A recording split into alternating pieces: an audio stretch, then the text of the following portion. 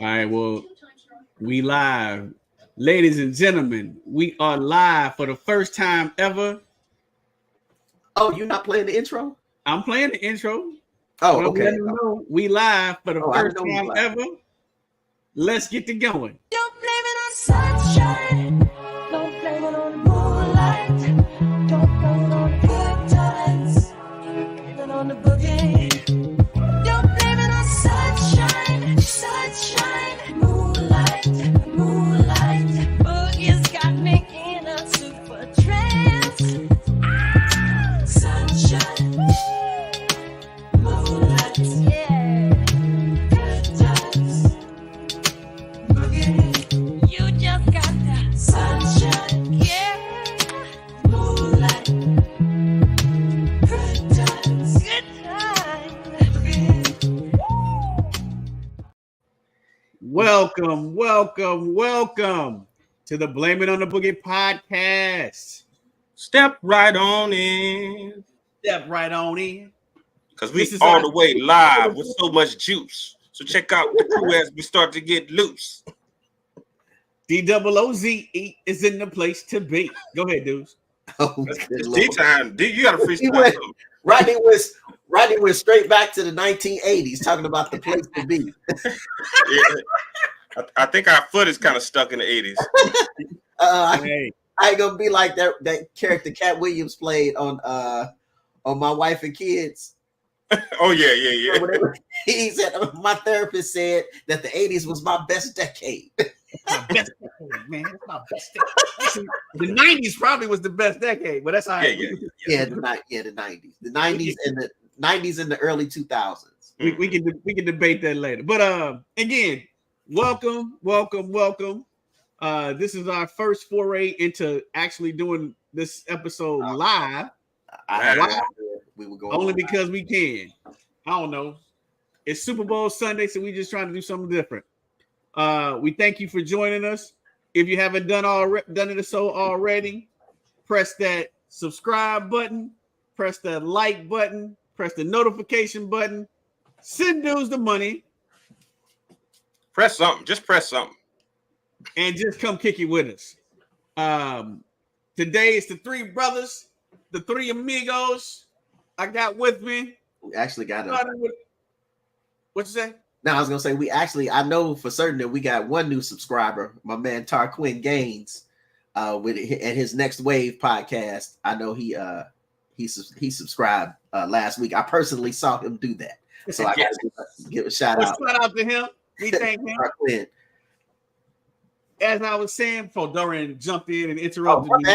I thought you were done with your introductions. I ain't started my intro. You just started. Oh yeah. Oh, you ain't said it yet. Oh, right. We got basically you said a whole lot of nothing. We got DOOZE, Antoine Duval Williams from Florida, Missouri. I got with me the brother with the wannabe dreads and the whatever you got on his head. Coming to us from Richmond, California, Dorian D Almighty, the Wonder Mouse Brown. Def D in the place to be. And you got me, the one and only ROD, Rod D from the Detroit, Michigan. And the D is for Big Dummy. D, what was your rap in that song? I couldn't. Everybody remember mine, but what was yours? That was the one. That was the one where I was biting off LL when I was like, my name is Def D, and you know I'm fly. There we go. Yeah, you got to spit that one to me a little bit later. I forgot about that one. I stole that from L. I remember mine came from DMC. Mine came from DMC. You know he remembered. He don't forget nothing. I still got that notebook. Oh gosh. I do. I'm dead serious. I have to find it. It's still remember I sent the picture. Remember, dudes, you was drawing. Yeah. I told you I still got it. I still got that notebook. I did all the artwork for the album. The album the album's still set to come out. When's it coming out, dude? 30, 40 years later. 40 years later, still set. It's coming. That's like Grandmaster Flash gonna go ahead and put out a new album. Bruh. It's gonna be received just like that. Yeah, like Dr. Dre new album. It's still coming. It's coming. It's coming. So let's get into it, fellas. Let's talk about what we like doing. Start at the top with Caitlin Clark. We gonna start with your girl Caitlin because she out here balling right now, y'all. The game is at halftime. I think she has 11. Let me find out. Let me make sure that's what she got. But today, Caitlin Clark and her Iowa Hawkeyes are going against the Nebraska Cornhuskers. Oh, my bad. I do apologize to Miss Caitlin. She had 17 points at half. See? Man, look. And that was quick because I missed that. I was watching the game. I didn't see her score no 17 points. Man. But she had 17, 5 assists. She also recorded her 1,000th assists. The only sixth person to ever record 1,000 assists in a season. So she's about to be the all-time leading scorer and the sixth highest assist person, maybe all in the same game. Man, look. I mean, I've you know, look, greatness, man. That's all you can say. I mean, there's really nothing much to say. When you watch her play, when you look at stats, but then also when you watch her play, I think we talk a lot about empty stats. Mm-hmm. But she always has a positive impact on the game. Her 39 a game is not something that is just 39 a game. No, she had an impactful 39 and assists, and she does all of that. She does everything, and man, you can't take it away. She, I almost really hate to compare players a lot. Sometimes, particularly when you're talking about different eras, but she reminds me a lot of Diana Taurasi. Okay. I can see that. I was talking to dudes earlier before we started. And one thing I told him is that when you look at Caitlin Clark, you don't say she's a good women's basketball player. You say she can hoop. She's a great basketball player. You don't say she's a good women's basketball player. You don't say she's a good a white woman or as far as a basketball player. She's a great basketball player. You say all you say is, man, she can hoop. Yeah. That's it. She can hoop. She can hoop. Before we started, she got the rebound on a fast break, driving down. It was 3 defenders at the half court mark, and she did a 30-foot bounce pass to her teammate that was streaking down the sideline, right between all of them. She caught the ball and laid it up for 2. I was like, man, that's a great basketball play. Great basketball play. A bounce pass, man. A 2-hand bounce pass. And Rod, I know you could appreciate the layup. Exactly. Making the layup. Exactly. You know how that is. As someone who has missed thousands of layups in their time. Look, man, it was all a mental thing. I had PTSD or something. I don't know what it was. It was something about that one spot on the rim, right? Right, that Rodney just couldn't get it quite over. I can shoot it from deep, but could not shoot it from 2 feet in. But no, as Monty so eloquently earlier stated, it was when I was by myself that was a problem. Yeah, he can make the contested layups. He can make the contested ones. I would be thinking about it, man. And I don't know what it was. But those wide open layups were the devil. Yeah. And like Johnny said, oh man. Look, I'm like Ben Simmons, man. Yeah, like he was shocked. We were. I'm like Ben Simmons. Throw me the ball. I'll be wide open by myself. I'm gonna take it out to the 3-point line and shoot it. So I ain't shooting no layup. Yeah, those missed layups were shocking. It was horrible, man. It was horrible. But yeah, Caitlin, man, she's gonna go down, as one of the best collegiate basketball players, as far as women, if not the top one. Yeah, I mean, I think her problem in terms of okay, put it this way. Her issue is really going to be that she didn't win one. Mm-hmm. If she gets out and doesn't win one, then that's going to be the only thing that's going to keep her from being talked about with all the greats. When you talk about the greats of women's college basketball, they all won. You know, Candace Parker, Shamika Holdsclaw, Tamika Catchings, Cheryl Miller, Teresa Witherspoon, Swoops. Swoops won, right? I mean, Staley never. They didn't win in Virginia. They were always in it, but they didn't win in Virginia. I think they might have gone to the Final Four maybe once. The one time, I think it was a senior year. They went to the they went to. I think they went to the Final Four or something like that. But Staley, of course, most people obviously know her for coaching. But when you start talking about the great players, they all won national championships, and I think that's going to be the thing too with UConn. Paige Buckets got to get her a ring. Because I'm trying to think, because she I don't think they won when she was a freshman, and then she got hurt, and then now she back this year. But Paige Buckets got game too. But I love Paige. Injury, her injury, the knees, man. But you know something interesting about this. This is what I hate that people do when it comes to these records. So people will want to try to put an asterisk by this because Pistol Pete back when he played, you couldn't play as a freshman. You know, Kareem and all of them only couldn't play till they were sophomores or whatever. And well, Pete Maravich did it in 3 years and all this kind of stuff. Okay, but that doesn't make her achievement any less. Exactly. I was thinking about what's my man name? Speaking of UVA, he played guard for UVA. He does ESPN broadcast, NBA. Played guard, point guard.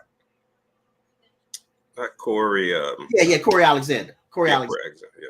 And he was talking about my man Baycott from Mondo Baycott from Carolina, and how he had 79 double doubles and. He was now, fifth on, or he was now like second all time. He was, first Carolina all time in rebounds, and then he just moved into like second place or third place on the all time list. And then he's like, but it's an asterisk. There is an asterisk. He said, Mondo, that's my boy. I've known him since he was 12 years old. All this kind of stuff. But there's an asterisk by that because of, and it's like, why you want to dog his achievement like that after you just got finished lauding him for it? Then you got to take a notch. You got to take him a notch down.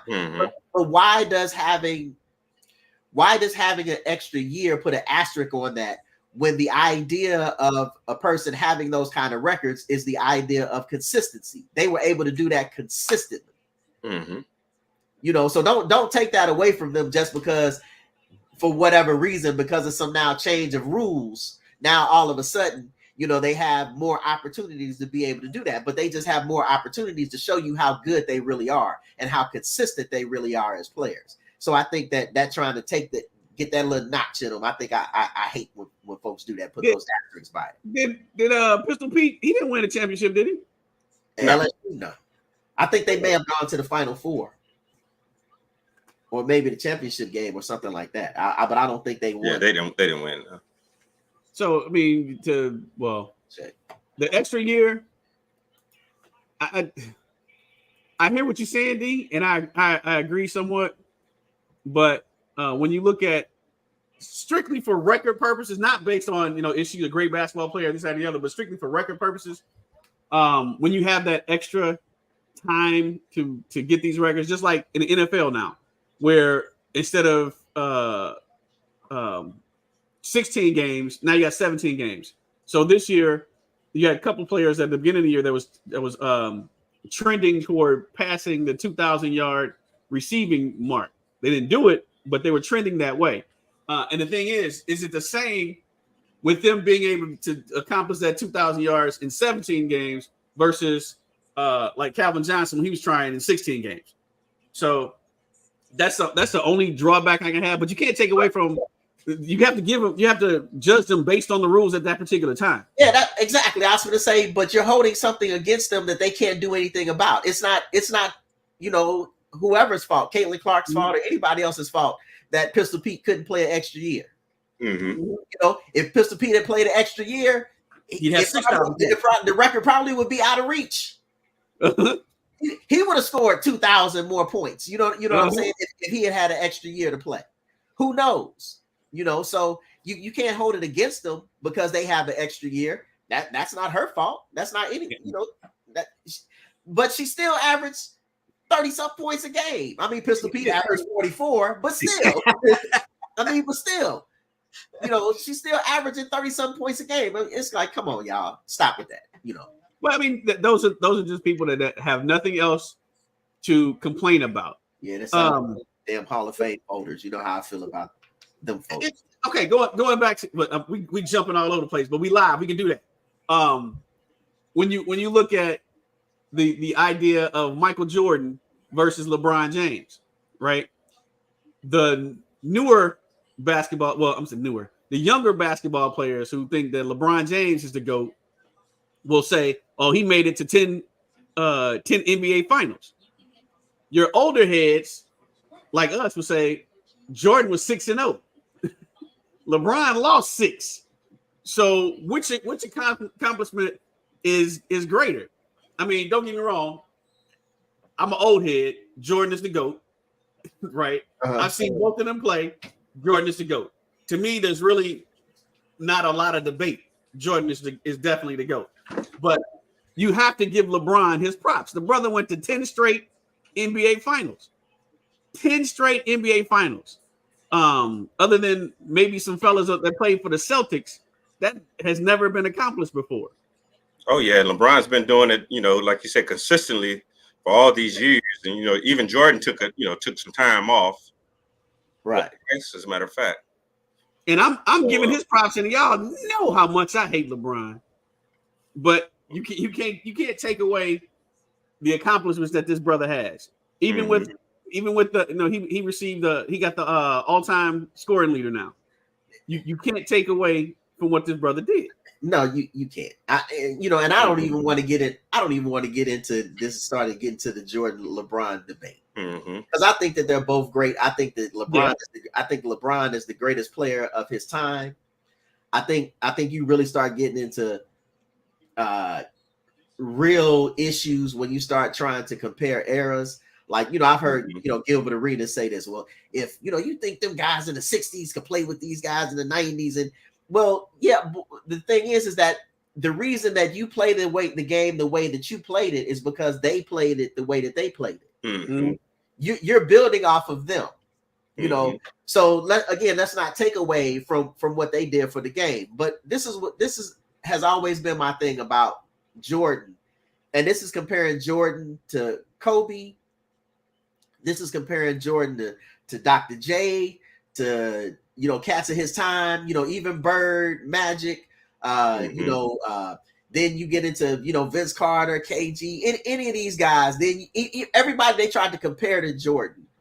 This is where the debate ends for me. I always say this. Understand that Jordan averaged 30. So you knew coming into the game automatically he was going to get 30. More than likely, he was going to get 40. Every now and then. Your job was to keep him from getting 50. 50, 60. But at the end of the day, you wasn't getting nothing. He was going to shut you down. He was just as competitive on the other side of the ball as he was with the ball in his hands. None of those other cats made, while Jordan won, however many MVPs and was a 12-time or 13-time NBA All-Star and was first-time All-NBA, he was also first-team All-NBA defense every single one of them years. Every single one of them. That he won an NBA scoring title, he was first-team All-NBA defense.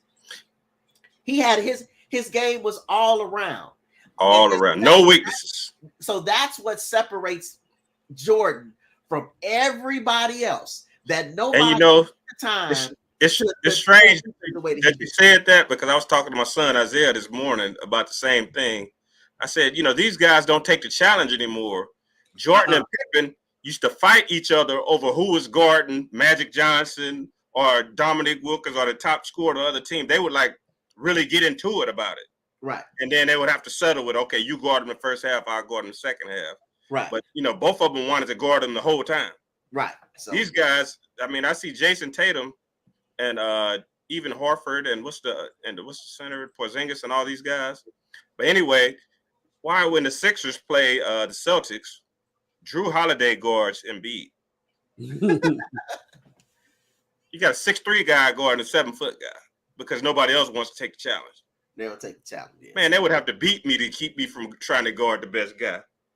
Well, not really, because Dorian would have to guard him. You wasn't a defense. All my strength went to offense. Our job was to sit the fellas down. I don't want to sidetrack the conversation, but yeah, I just always think about that whenever it comes to those debates, because all everybody thinks about is the scoring. And Jordan did this, and LeBron, Kobe had 81, and LeBron got. It's like, yeah, but it's like if you really watch the games, you really see, when you actually really watch these cats play, it's the eye test. It really is. And so if you never saw Jordan play, if the only thing that you saw were the highlights of him dunking, then you really missed a major part of Jordan's game, which was Jordan playing defense. That's why he became such a great defensive player. Not that he wasn't, but Jordan pushed them cats offensively, and he pushed them defensively too. When your best player is your best offensive player and your best defensive player, that says a whole lot for a team. So again, like I said, just from having actually seen them all play. I remember getting into an argument with my class one day about this and realizing, wait a minute, none of you all ever watched Jordan play a game. Yeah. So you can't have this argument with me. And look, I had the same argument about John Stockton. Everybody said he was better than Isaiah Thomas. And I said, from actually watching them play, because I saw the games. Right. I saw Isaiah dominate John Stockton every time he played him. Right. And to go a step further, I saw Kevin Johnson dominate him every time he played him. And I saw Tim Hardaway dominate him every time he played him. That was my boy, man. Now, if you go, as far as a career and longevity, then yeah, John Stockton probably had them all because, like I said, he was consistent for 20 years. Right. So he was like, and didn't have any drop off. But as far as comparing them to those guys, I saw the games and they dominated him thoroughly. Man, like I said, we all sat up and watched all them games whenever we could, whatever channel they came on. We were figuring out a way to watch. And I recorded them, so we saw them a couple times. Right. Most of the games were recorded. We come home after school and watch the games. Right. Anyway, we done got totally way off of Caitlin Clark. Sorry, Caitlin. Let's get back on track. Sorry, Caitlin. She got 24 right now. She's what does she need? 39 days, so she needs 15 more points in the next quarter and a half.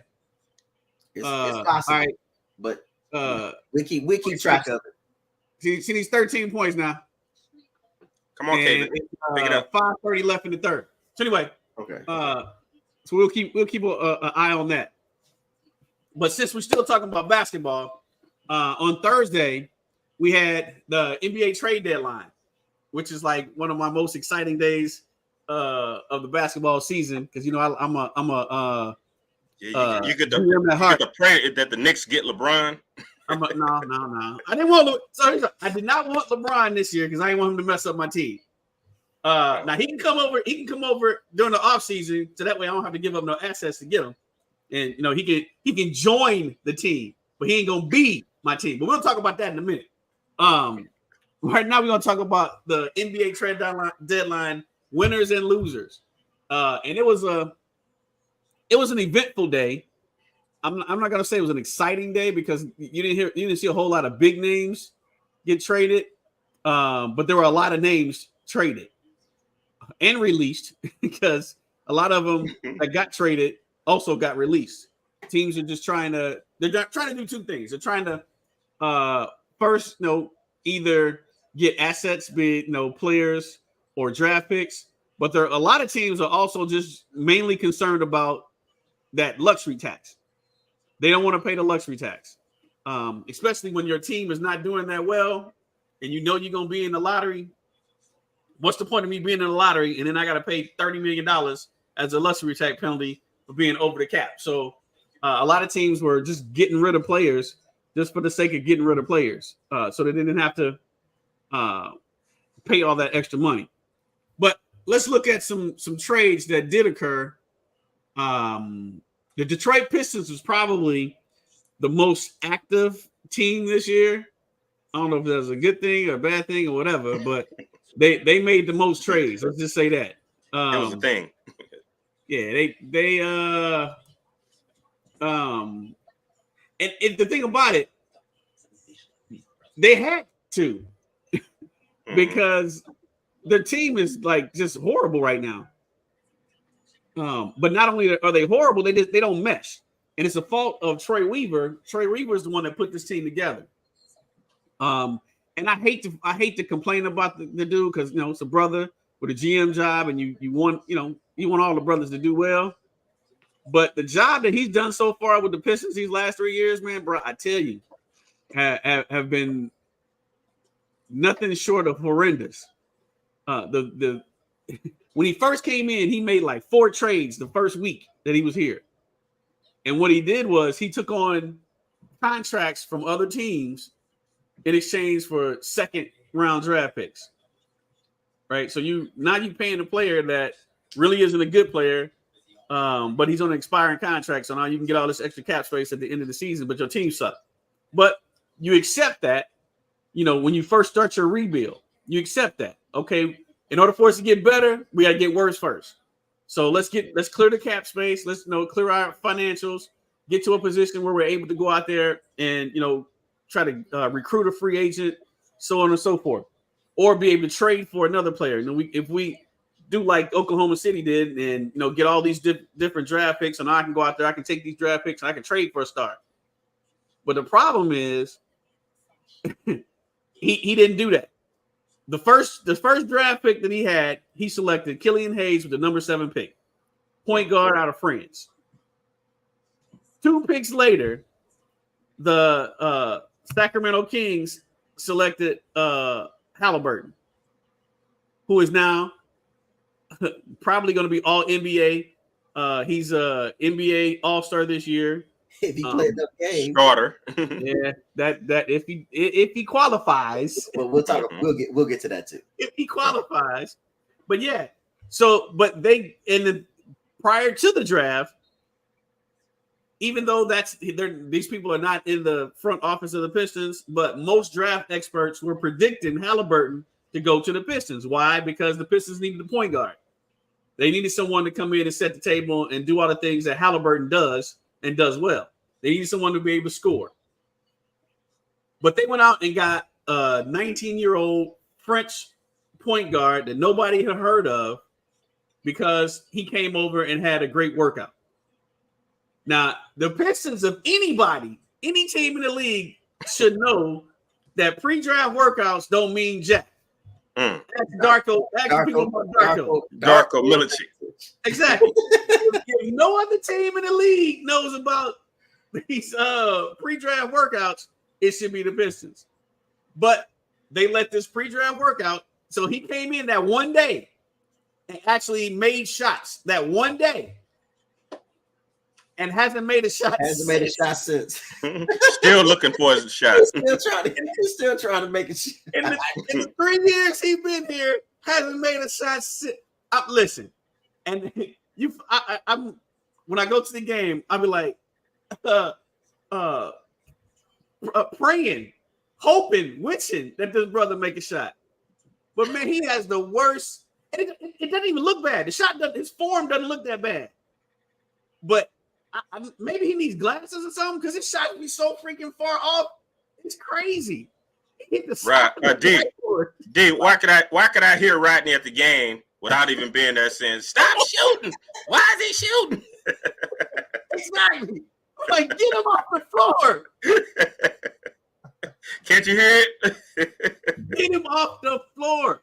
But yeah, so he made that draft pick.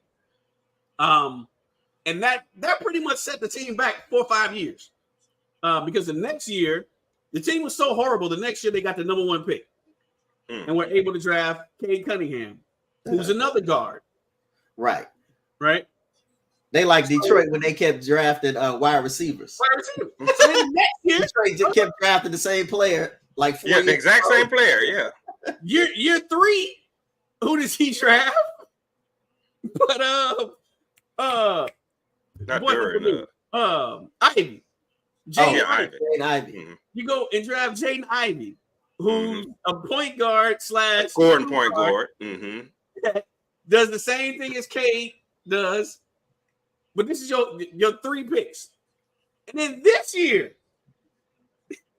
although I like Twin, Asar Thompson, I like him.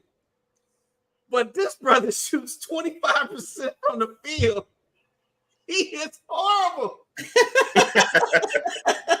shoots the same in life. Oh man, it is so fun. But he's a great defender. He can pass the ball. He rebound. But he's like a Dennis Rodman type. He's a hustler. But the cats don't want to play that role no more, dudes. They got to get ones. They want to get all the points. They want to get the shot. That's the thing. And then you go out and get this coach that wants the team to run and shoot these threes, but you have nobody on the team that shoots freaking threes. So is there a wonder why they lost 25 straight games? Nope. We can't turn this into a referendum about the Pistons. You got the same play. I'm fussing, man. I go to these stupid games, man. I'm fussing. He's mad that he has season tickets. we got 4 of the same players, man. 4 of the same players. Not only do you draft Asar Thompson this year, you draft another guard. Sasser. Now Sasser's a baller, but you got 15 guards. I figure one of them will turn out. 15 guards and a small forward. No, we don't have a small forward.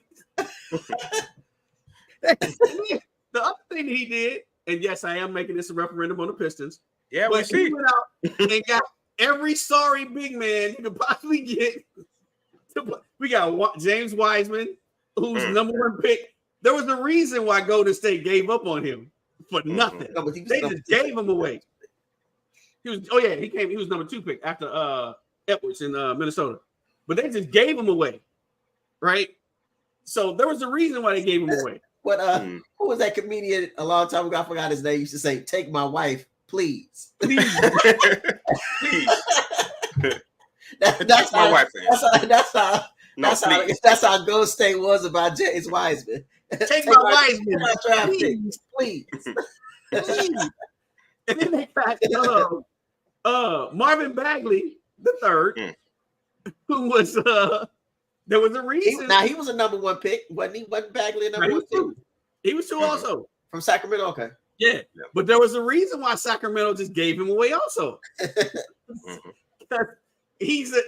Now when he's in the post, he's a good post player. He can score in the post. The problem is he always wants to be at that 18-foot spot. He can't hit the curve. He's a drifter. Yeah, he's a drifter. He likes to drift. Drifts, and then he don't play no defense. So then, what did they do with him? Hold up. 2 years ago, he was a free agent. So the Pistons went traded for him. He became a free agent, a restricted free agent in the summer. Nobody was offering this brother any kind of contract. So what did the Pistons say? Hey, I can give you 3 years and $51 million. $755 million. Gold. I'll take that deal. So let me bring it all back to Thursday.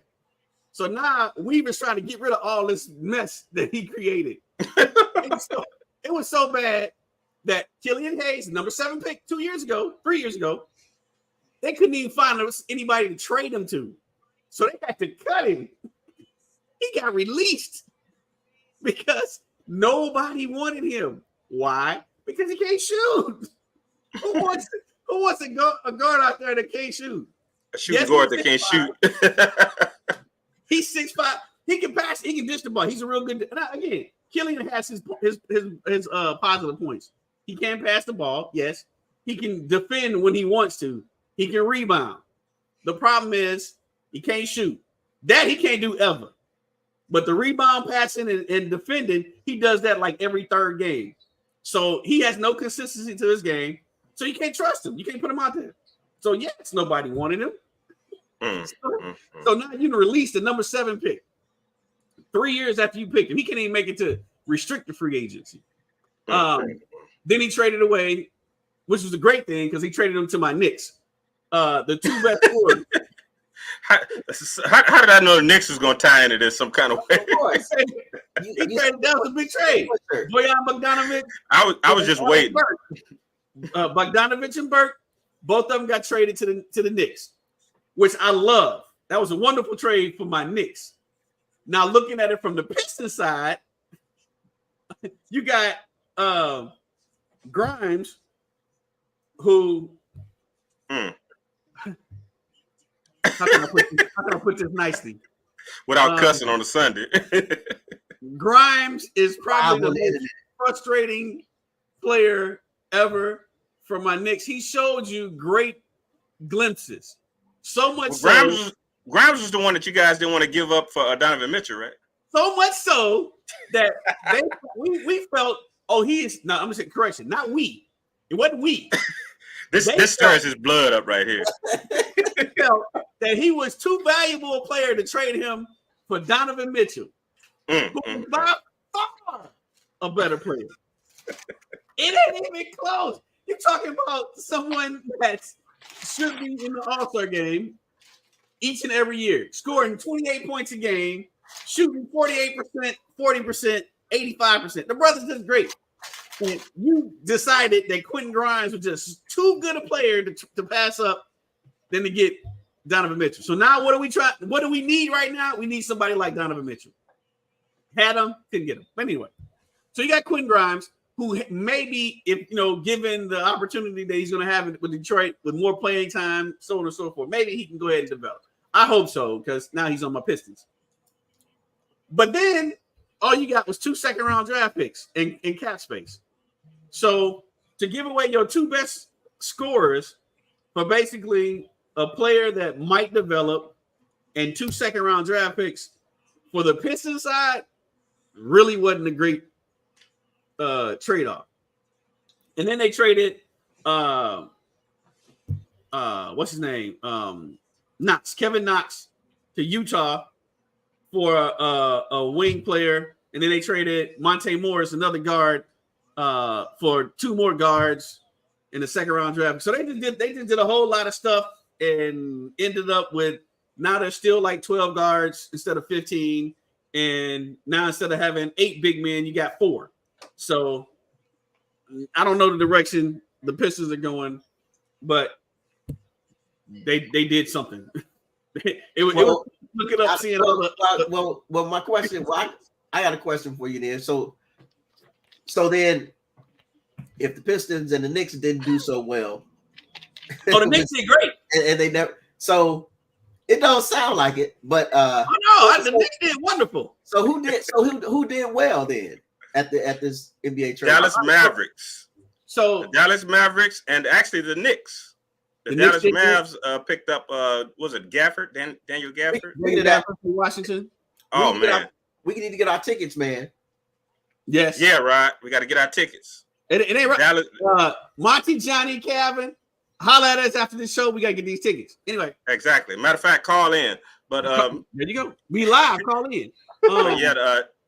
Dallas Mavs, they picked up all the things that they needed. They needed a big man. They got Gafford, who's a finisher down low. He's a great rebounder, great shot blocker. Mm-hmm. They picked up PJ Brown, who's a great rebounder, real good 3-point shooter, and he's decent down low. And that's what they were missing to go along with Luka, Kyrie, and Tim Hardaway. Oh man, that's it. I can't wait to go see him when y'all get y'all tickets. When we get them tickets. But the in that trade, the Mavs gave away what's his name? Oh man, came from your picture. And Steph and Grant Williams. Yeah, but I'm trying to see who they gave him up for. Steph and Grant Williams, they went to Charlotte. Yeah, they went to Charlotte for wait a minute, I was just looking at it. Yeah, what did they give up for? It was nothing. Yeah, Steph and Grant Williams. They paid to get rid of Grant Williams. Mm-hmm. After paying to get him, not even 6 months ago. Where is that trade? And both of those guys are from Charlotte, from what I hear. I know Seth is, but yeah, both of those guys are from Charlotte. Where so they get to go back home. That was it. That's who it was. It was just Seth and Grant Williams and like some picks. But yeah, they made out. And then of course Rodney's Knicks made out in the deal. And they traded. I see Gordon Hayward got traded to the Thunder. Oh yeah. So here's the thing about Gordon. Gordon Hayward, man, when he's healthy, which is a big just question. With the emphasis on when. When he is healthy, man, he is a great player. I mean, because he's big enough to play the 4 in a small ball.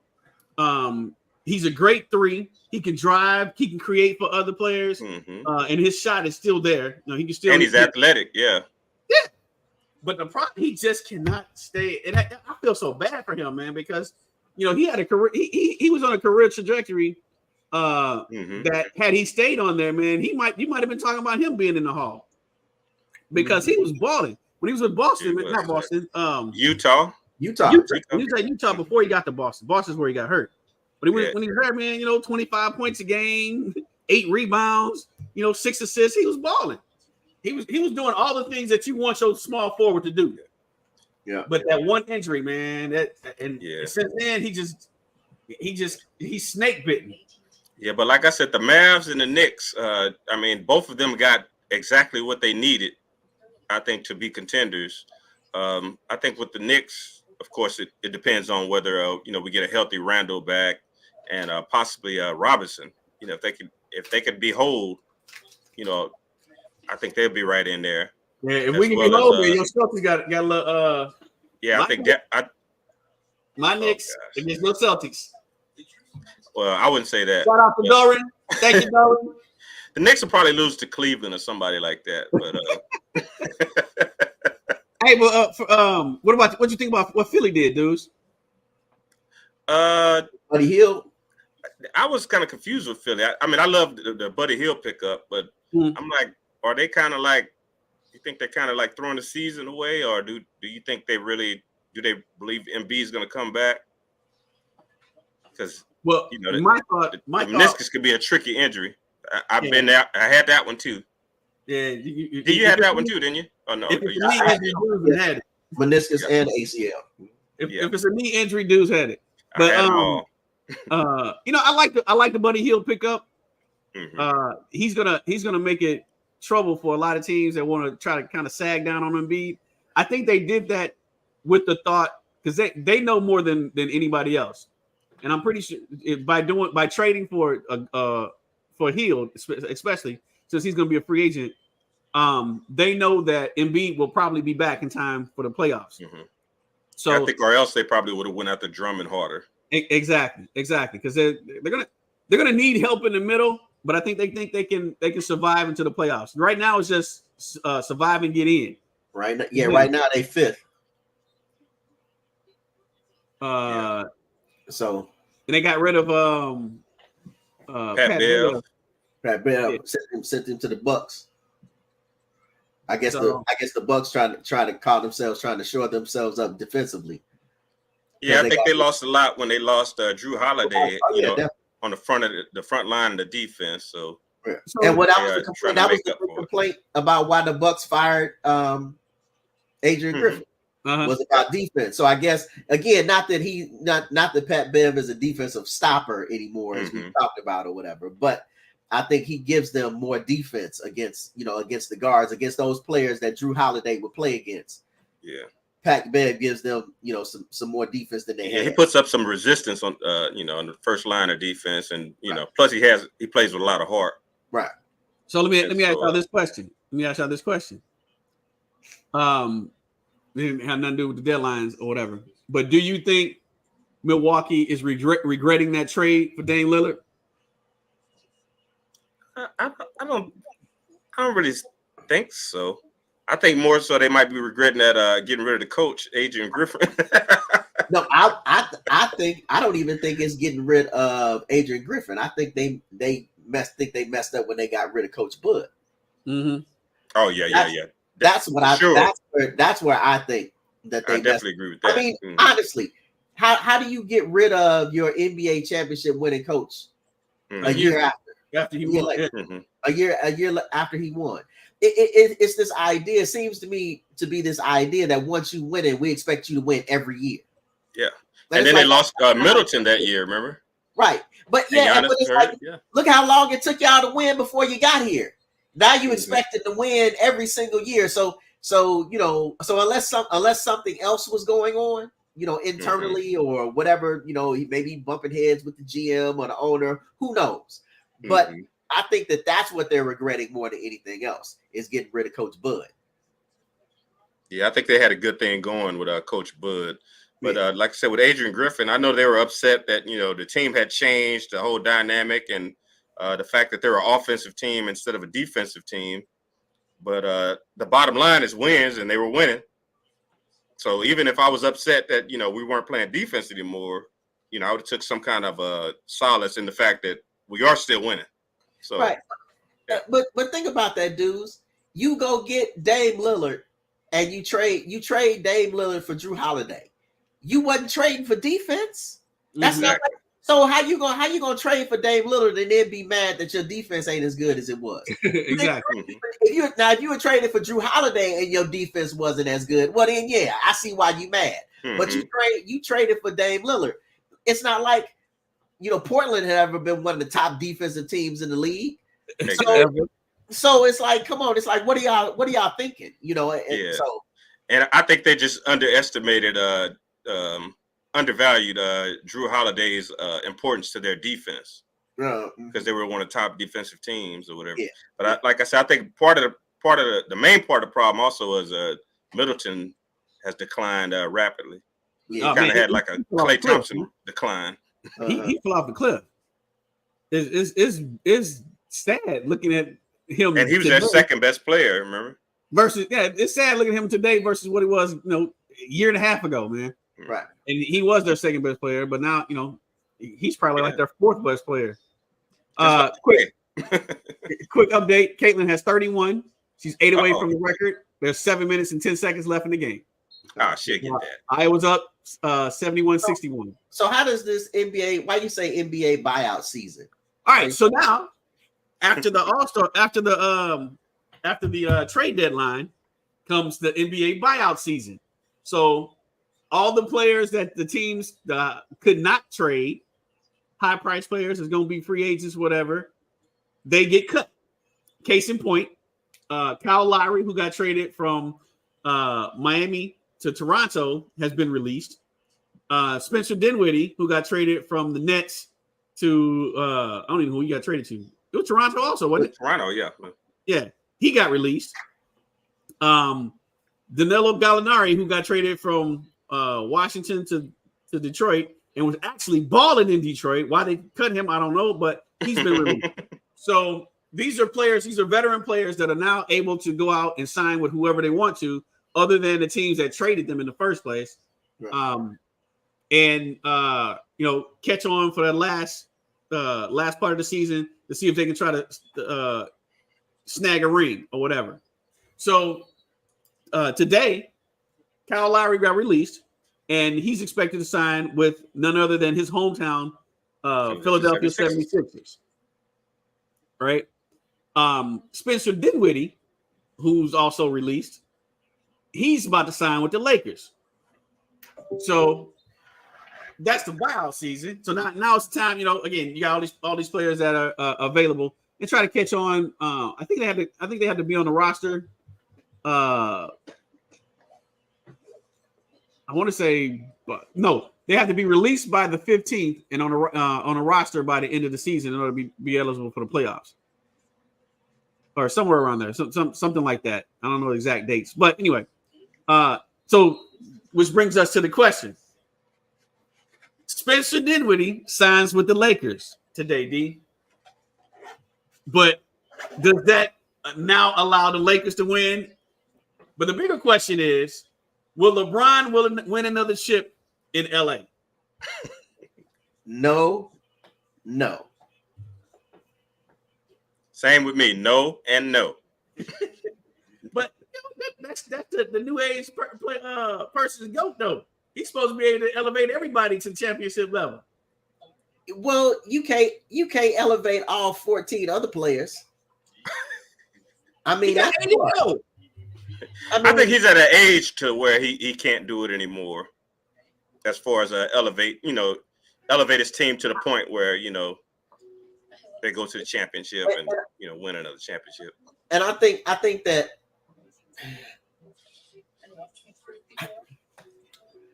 I don't know in what ways LeBron's game, because we forget he's been in the league a long time. 20 years. In what ways his game at his age still adapts to the way that the game is played now. LeBron's not a 3-point shooter. He's not any of that kind of thing, right? So I think that it because he's always been a player essentially that has kind of been ball dominant and kind of played the point forward or however it is that you want to look at it. I don't know if now he can do that anymore at the level that he is without them having more. They need somebody more than Spencer Dinwiddie. I guess is really my point. Is there's no way LeBron can carry all of them to the championship because AD is consistently inconsistent. And he really needs AD, but AD ain't always there when LeBron needs him. Mm-hmm. And so to me, Spencer Dinwiddie, it does not necessarily seem to be the answer to what the Lakers really need. I think your boy, what's his name? You know who I'm thinking of, that they just paid, Reeves. Mm-hmm. I don't think he's playing as well as they wanted him to play, as they expected him to play this year. Mm-hmm.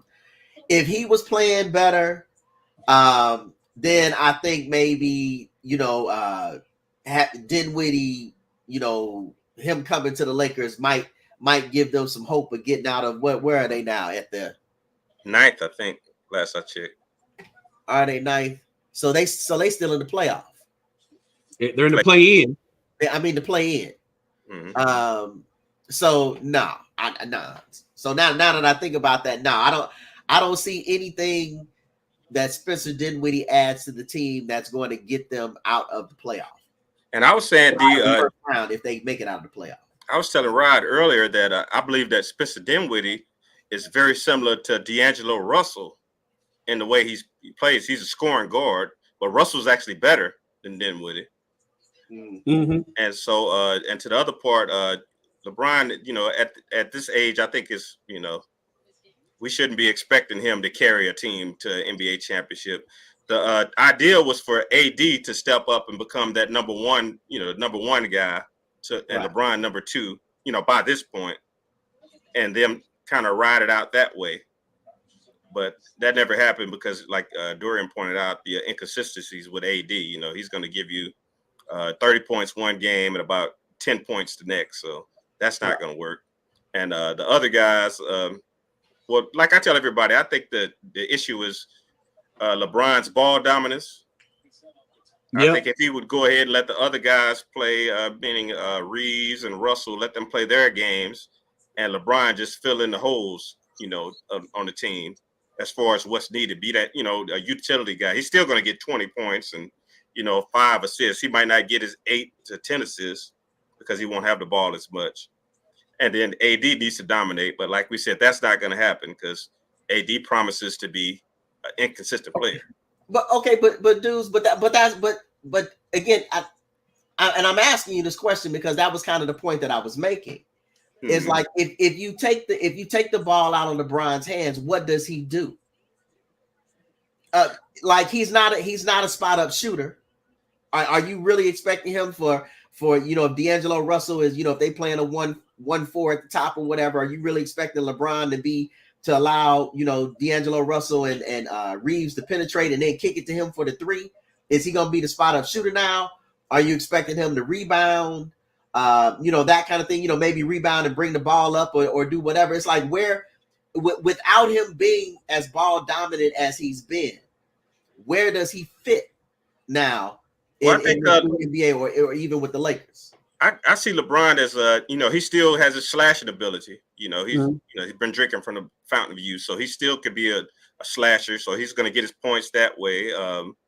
He can still do some isolation things or whatever. The little post up fadeaway is kind of ugly, but he can do that. And as well as hustle points, but he would have more energy.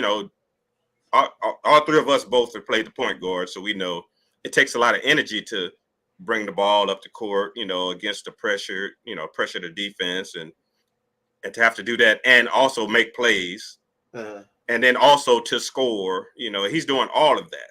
Right. So they need to relieve him of some of that, and I believe Russell has proven he can do some of that. He's not a great passer by any stretch of the imagination, but he's effective. I'm about to say he's not great. You saw how great they both played when LeBron was out. That wasn't really a one-off because they've showed over time that they could actually play with the ball in their hands. But I think LeBron is so I still think LeBron is a great player. So I still think he could be effective. Just doing other things. Yeah, doing other things, and he's still going to have the ball. I just don't think he should have it as much. He shouldn't be the focus like he is. But like I said, most of it was because AD should have stepped up by this point, and he's proven that he won't, and he promises to never be able to do that. The thing about LeBron, to answer the question, I think he can win. He won't win, but he can. And the reason I think he can win is because he still has all the talent in the world. The brother is still one of the top 5 basketball players in the league right now, even at, what is he, 38, 39? 39, I think.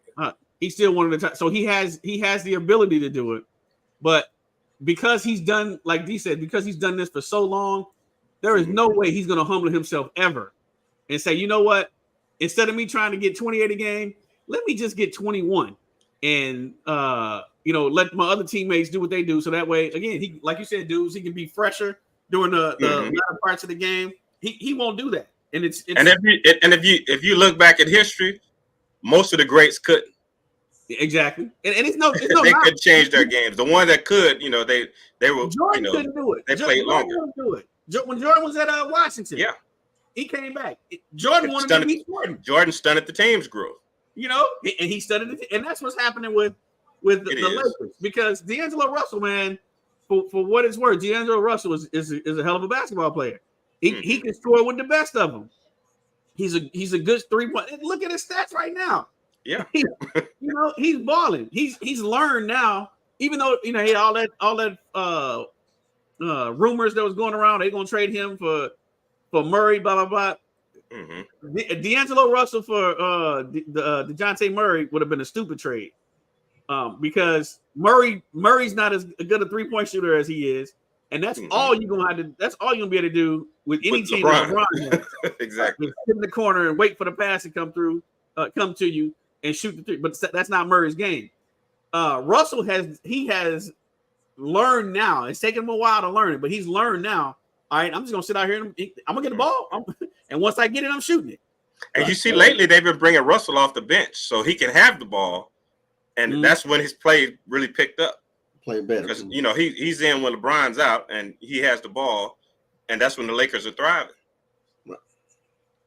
So, no, he won't.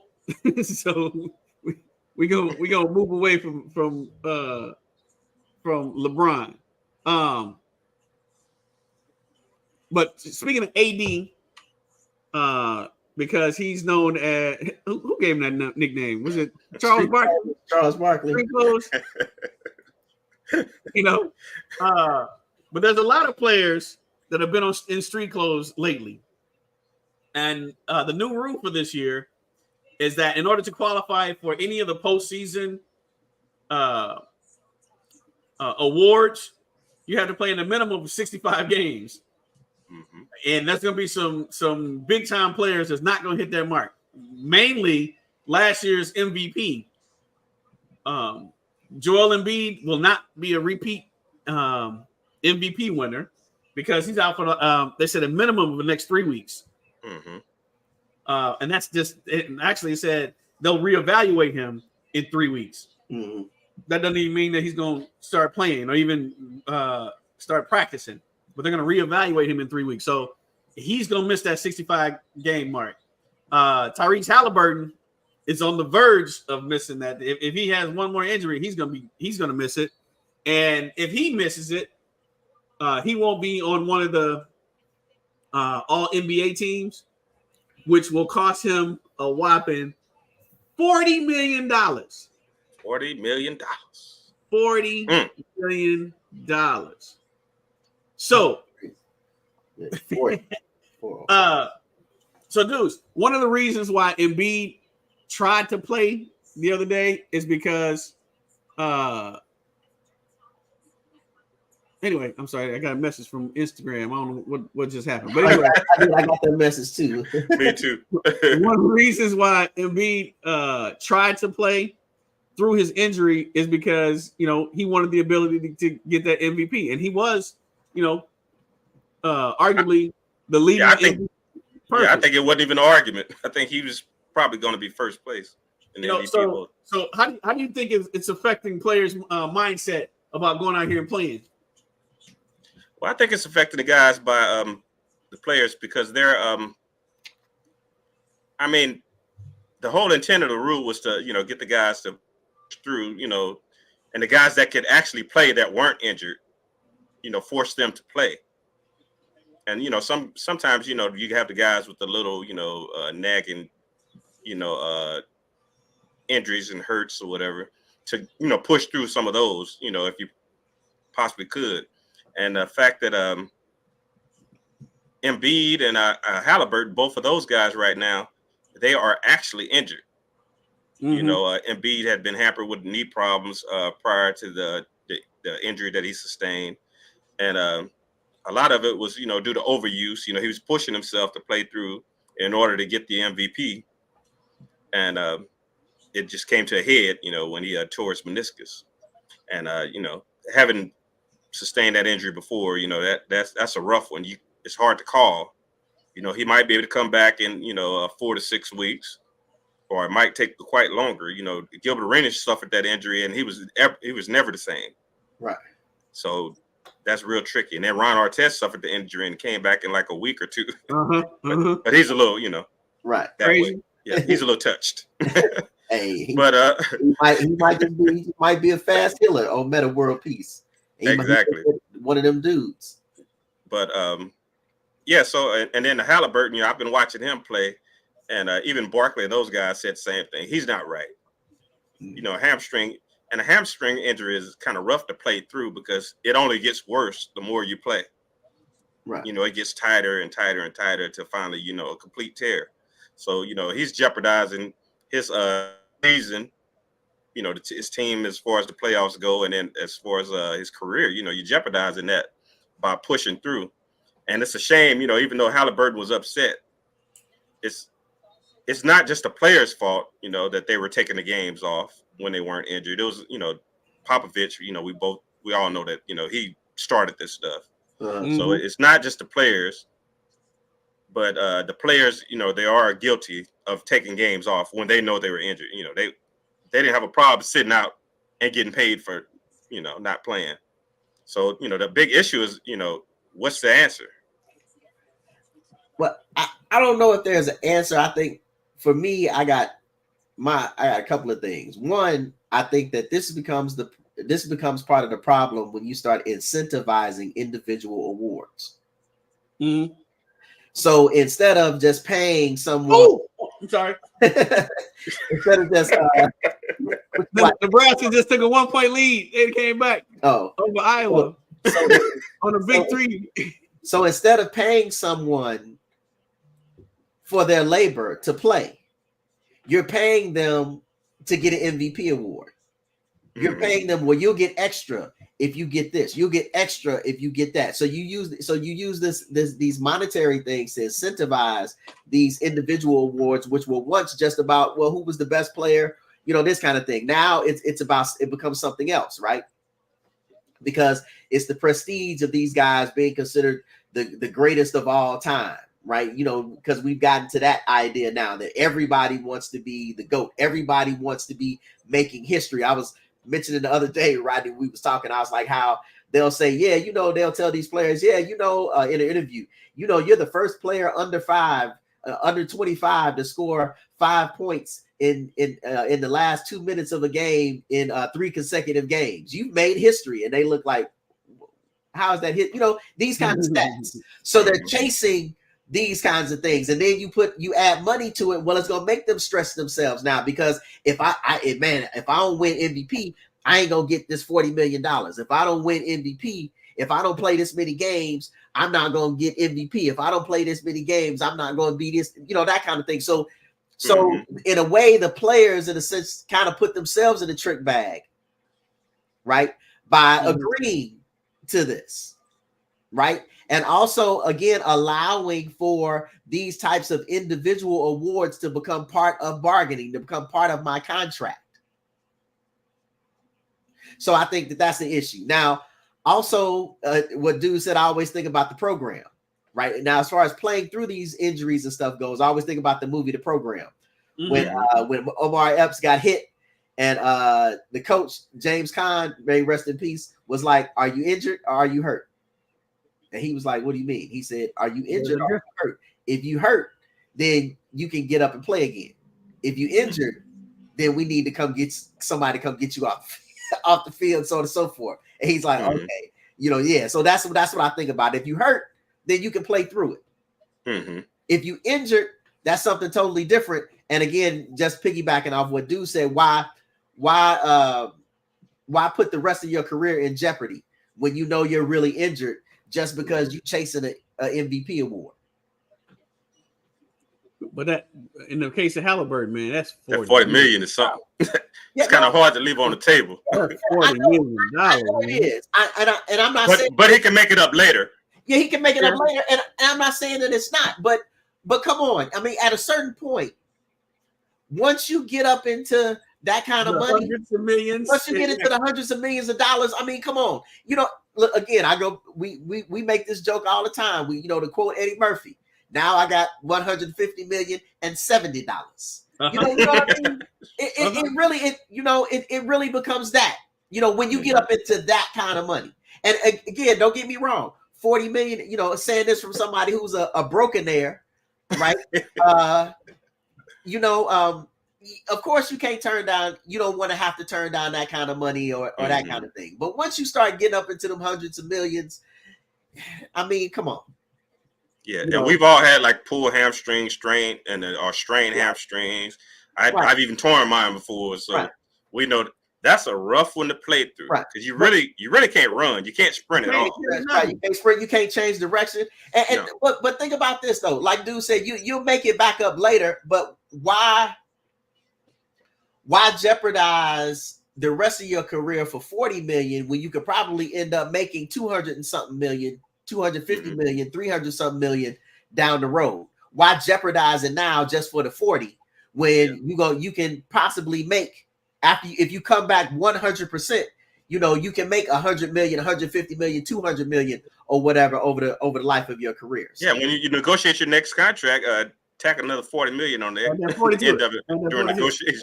But it's 40 million I missed, right? So all right. So update: Nebraska is now up 3 with 18 seconds left. Iowa has the ball.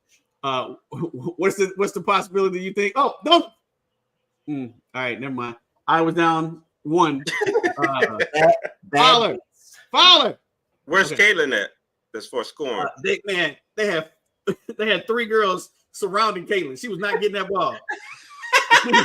Not getting that ball. They played 2-on-4, but to the point where the center was under the basket by herself, so they just threw her the ball. She scored, now they down by 1. But they had 3 girls around Caitlin. She was not gonna get that ball ever. Wasn't gonna happen. Somebody gonna beat me. It ain't gonna be you. Hold up, 3 on Caitlin and 1 on the person throwing the ball in. So they just had people just standing around. 4 other people open. So, but the Steph. Sorry. The oh yeah. Caitlin is great. Yes, she is. But boy, woo! That boy Steph. Steph has been on a tear these last couple of games. Man, these last couple of years, career. Yeah, been on the tear, for the whole career. Whole career. But that game last night with against the Suns took the lead. Golden State down 3. I'm sorry, down 2. They were down 2. Inbound pass to Steph. Steph started shooting with his back to the basket. He started his motion with his back to the basket. And the ball went through so clean, man. You didn't hear nothing. Straight nets. Just swish. like the video decent. The ball goes through the net, man. You think it was an air ball. It ain't touched nothing. It touched nothing. But Steph is just 14 seconds. I'm sorry, let me get out this play-by-play. Caitlin has the ball at the top. Oh, they're gonna foul her. Yeah. Make her shoot. Make her shoot from the line. She not gonna get no 3 off on this game. Steph remind me of our favorite commercials. Dudes, them Reebok commercials. Lamar Mundane. You think about playground legends. You got to think of a man by the name of Lamar Mundane. I see him with rain jumpers on people 4, 5, 6 in a row. And that will start calling him money. Slam dunks are tough. But when a 35-footer come raining out the sky, it'll wire you up. Big showtime. Play the middle at 6'4". He can do anything a 7-footer can do.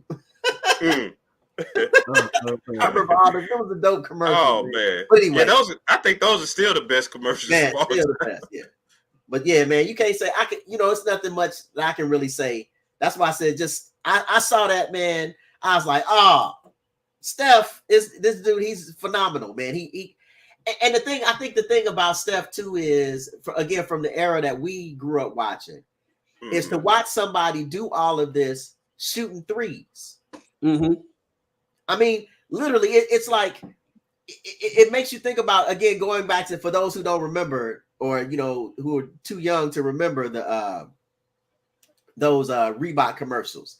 He was like, they said people just start calling him money. He come down and shoot a 15-footer, everybody on the court be yelling, lay up. As soon as he pull up. You talk about playground legends, you gotta bring up a guy named Lamar Mundane. I've seen him just rain jump shots on people. 4, 5, 6 shots in a row. People just started calling him money. Yeah, because when he shot, it was money in the bank. He come down and shoot a 15-footer, everybody on the side be hollering, lay up. Slam dunks are tough. When a 35-footer come raining out the sky, it'll wire you up. It'll wire you up. Wearing Reeboks. So I'm mad. You knew the entire commercial. Yeah, we all did, but that was dudes used to say that when we used to play. I'm gonna wire you up. I'm wire you up. I'm wiring them up. I remember, but for real, tell me a time, honestly, that you watch Steph play, that he pulls up that you don't think is money. If he missed, you're surprised that he missed. Even if he missed 6 in a row, you always think that 7th one gonna go in. Even if it's a 40-footer, a 30 or 40-footer. And how many players can we really honestly say that we watched where the totality of their game was from the perimeter and they dominated the game like that from the perimeter? Yeah. It's not very many of them. Yeah, his game is inconceivable still to me. Man. When I watch it, I just look at whoever I'm over there with watching it, and I just shake my head like, it's like I can't believe it. I can't believe what I'm seeing. It's like he don't miss, man. It's like as soon as he pull up, you're like, oh, that's money. And what is Steph like? Is he 34 or 35? When he came in 08? He might be 34, I believe. When he in that 08 draft? 07 draft? I believe so. I think he's 35. 35. Oh man, you know what? Bruh, he about to be 36 on March 14th. Right. Go, Steph. And he's balling. You don't even you see no drop off. Matter of fact, if anything, he's getting better as he gets older. Is. Right. Which is you could play longer with a shot. Yeah, you can. Yeah. You can. That's what's hurting Clay right now. His shot is gone. Yep. And Steph can still run around and get around the screen. So even late into his career, he can still be effective for a team because he can be that spot up shooter that I don't necessarily think LeBron can be. Steph can be that. Oh yeah. And he could move the 2 guard on offense and play the points on D and right, man. So look, so he can stay. He could play for a while. Game to the modern. Are you giving him 3 more years, Steph? Yeah. You think he can play this well for 3 more years, barring injury? Yeah, I think he got it. Yeah. Oh man, so if let me so you know what again we can. He's not going to the Knicks. No. No.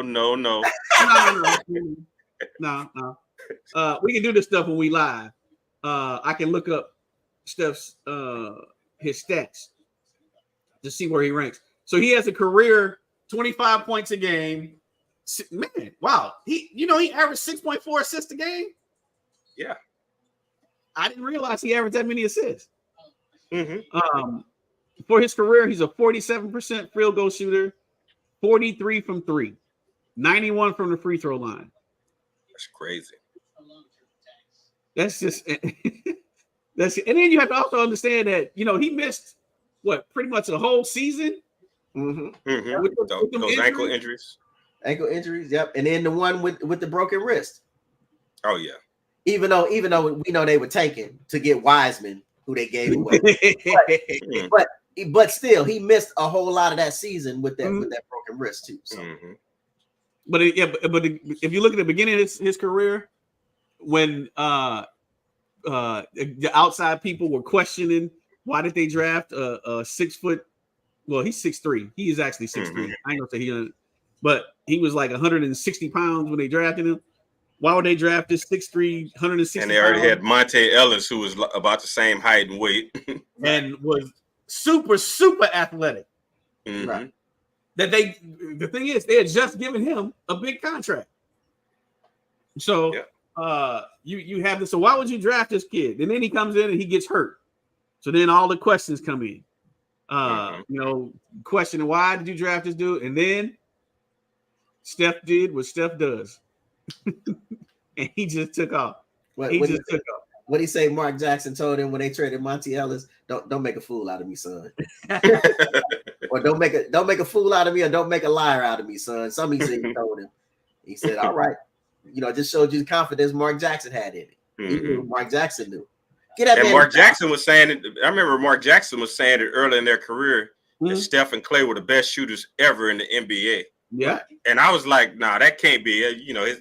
It has to be like a coach's bias. You saw Larry Bird. Yeah. But I'm saying, they were so young, and we were thinking ourselves, he's biased because those are his players or whatever.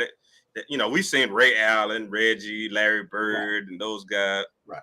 But I guess seeing it every day, and we saw the video clips of Steph and Clay hitting 89 threes out of 100 or 87, and which doesn't seem to be humanly possible, but with them, Apparently it is. Bruh, most people can't even hit 89 free throws in a row. They up here hitting 89 3-pointers. Right. How many threes do you think you can make out of 100? Out of 100 right now? NBA threes. It depends. Not at the pop-up shot in the back of the room. It depends on what 3-point line we talking about. NBA, and not with a girls' ball either. Yeah, NBA out of 100. Ooh. I'm shooting now. I'm shooting about. I'm gonna get at least 25. Yeah, hold on, stop. Let's say our primes, because now my elbow will go out after probably about 10 shots. Bro, even in my prime, I can get you about 35. I'll get about 35 out of 100 in my prime. So I take my 35%. I'd probably say I was probably about 32%. But right now. Now, you cut that in half, and right now, and then cut that in half. and then cut that in half. And take the square root. Just keep cutting. So right now I'm at about 3.4%. Yeah. Bruh, hold up. We went to this event at the Piston thing, and one of the things they let you shoot. You get to shoot a 3. And if you hit the 3, they gave you like a discount. I think I was about 8 feet short. Oh. Hey, Rod, remember? Did y'all remember the guy at the Laker game that they had to make the half court shot, and he pulled a muscle in his back, hurt his hip, and tore his Achilles on one shot? That would be me. The man grabbed his back, he grabbed his Achilles, and fell to the floor. I said, "Yep." I said that would be me. If I won the shot, I would ask. I say, "Hey, go ahead and get that to somebody else." Hold up. I got full disclosure. So I shot the shot. I was about 8 feet short, and y'all know I can't take that line down. I know you did. That's why I said you didn't hear me say how many shots did you shoot. You know I can't take that line. I'm like, give it back. And the next shot was 7.5 feet short. It's about 10 feet short. What? It'll get worse. I'm like, come on, man, get the ball back. It was horrible. But hold up. On like my 7th shot. On the 7th got within 3 feet. It hit the rail. Yeah, on the 7th one. But man, woo. And it was from NBA range, or where was it from? It was NBA range. You don't realize how far. Oh, I realize how far of a shot that is. You go out there, you all cold. You just don't.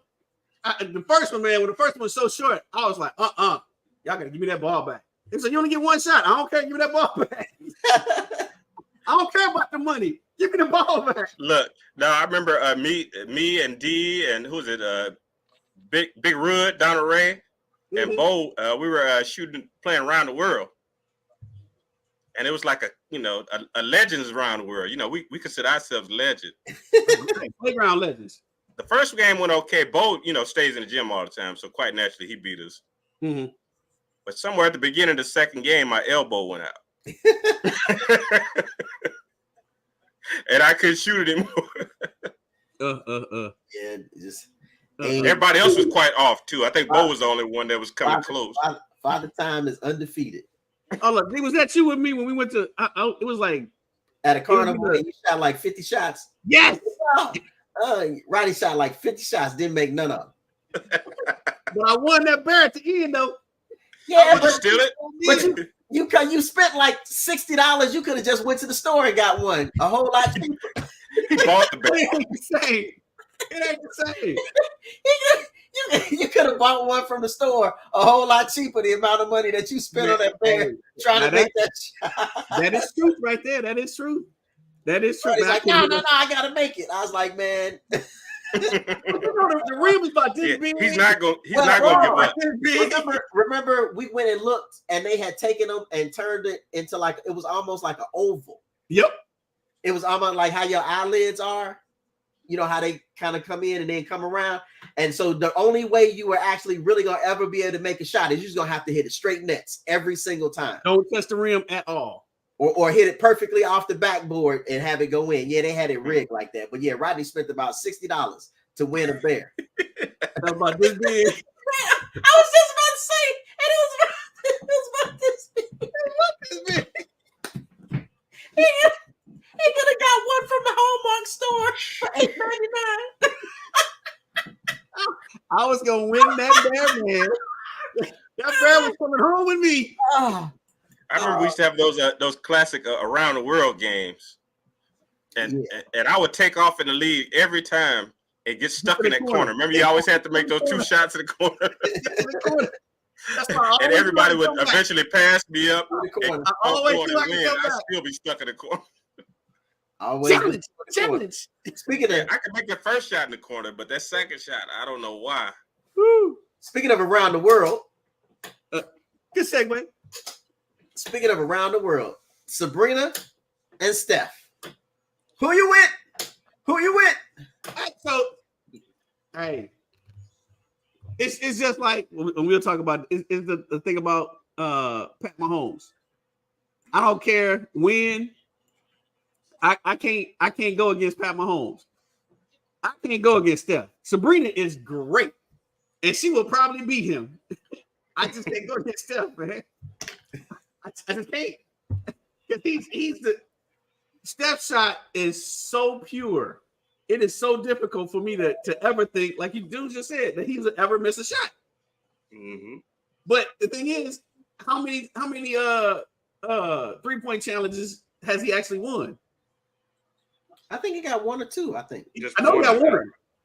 I know he has 1. I think he has more than 1. Look it up, stat guy. Look it up, stats. But yeah, I want to see Sabrina because that'll be a very interesting discussion after she beats him. He's got 2. He has 2. Yeah, he's got 2.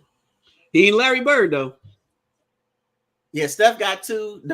Steph got 2. Jason Capono has 2. Mark Price has 2. Jeff Hornacek has 2. Jason Capono. Bird has 3. Yeah, Bird and Craig Hodges. Mm-hmm. Craig Hodges. And then Peja has 2. I mean, does Clay have? Huh? Clay got 1, I think.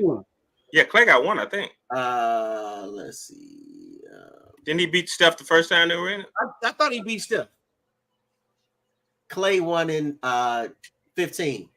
Yeah, I thought he beat Steph. That's when they were the true Splash Brothers at that time. Yeah, because Steph won in 14-15, and then Clay won in 15-16, and then Steph won in 2021. Matter of fact, let me move this right here. So who you with, D? Steph. And again, I can't argue with anything that you're saying. However, what I will say is that I actually saw Sabrina Ionescu in that 3-point championship where she set the record, and she pure too. Oh, she got a shot. She's pure, but you know, I just have to, and I watch her play. You know,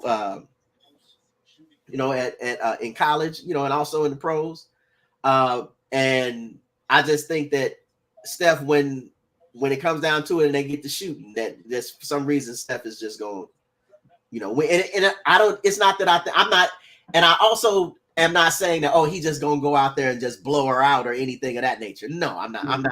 That's not what I'm saying. But I think in the end, I think just the fact that this cat has God-given shooting ability. You know. Well, I lost the rules, but the rules are here they are. It's 4 ball racks with 4 balls and 1 money ball. The 5th rack is a special rack with all money balls, and they have the option to put that rack wherever they want to put it. There are 2 starry range shots. Yeah, shit. Steph can put his in the parking lot. It wouldn't matter. If they hit it with a game ball, it's 1 point. If they hit it with a money ball, it's 2 points. And if they hit a shot in the starry range, it's 3 points. And then Steph is shooting from the NBA line with the NBA basketballs, and Sabrina is shooting from the WNBA line with WNBA basketballs. That's exactly those are the rules. Those are the rules. Who you got, dudes? I have to go Steph. My father said a long time ago, God loves Steph. Because there's no other way that a person can make the shots that he makes. He's one of God's favorites. But yeah, I couldn't go against Steph, and I wouldn't bet against him for sure. That's the issue. I can't. Yeah, I like Sabrina. I just can't bet against Steph, man. Saying that Sabrina will probably win because we're the worst at predictions. Yes, that is so true. So if I was you, I'd feel great about my chances right now. We are, as Greeny say, we are definitely the kiss of death. Kiss of death, right? But that's one of the things. I don't know when they're gonna have this. I don't know if it's gonna be at the All-Star game or whatever. But that brings us to our next topic, and that is: have All-Star games and activities worn out their welcome? D, I'm gonna start with you. And we're talking about NFL, NBA, all of NHL, baseball, all of them. Yes. The only thing about this, the only All-Star game that has real, true competition is Major League Baseball. True. Where they actually go out and play as hard as they can using all of the skills that they have to play in the game. Not even that the game means anything or whatever, but the pitcher's gonna come out. If they throw 100, they trying to throw 100. If you know all of that, they gonna steal bases, they hitting the home runs, they doing all of that. Even the biggest activity of All-Star Weekend for baseball is part of the game, and it's great. Home run derby. Mm-hmm. I don't care how many times I see home run derby. I'm amazed at how far and how consistent these cats can hit the ball out the ballpark. Mm-hmm. All the rest of them suck. Trash. Don't get us sued, Rodney. But all the rest of them suck. They really. I'm so tired of the NBA's All-Star Weekend. The slam dunk. I mean, the 3-point contest is great. Don't get me wrong. Now I look forward to the 3-point contest. But the All-Star. I like the skills competition too. The slam dunk contest. Oh man, I can't. And I've said this before on our regular podcast, on the Blame It on the Boogie podcast. Don't forget to subscribe. If for the nobody that's out there. But they need to do a competition. We see these cats on YouTube all the time. Let them come dunk. Since the NBA players don't want to do it. And again, how do we know that they don't want to do it? One, we never get any of the stars that want to come out and dunk. Two, it is so obvious that they don't practice the dunks.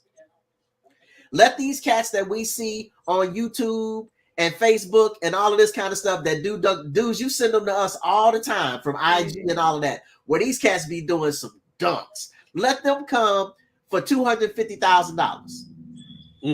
Have a regional competition for however long or whatever. Keep it private so nobody gets to see the dunks. You got to do that. Keep it private so nobody gets to see the dunks. Have these cats qualify, and then All-Star Weekend they come and they showcase those dunks for All-Star Weekend. Let them do that because man, I am so tired of folks licking cupcake icing off the top of the rim and blowing out candles and coming out of phone booths. What's that got to do with dunking? You know, so that's not in the game. That's singing with a choir. You know, man, coming out there in some Timbos trying to dunk. Come on, for real. I mean, what kind of sense does that make? You know, it's like. So it's anyway. So yeah, I'm done. So to your point, D, we have one. I watched the NHL All-Star game, and I didn't quite understand it. It looked kind of weird.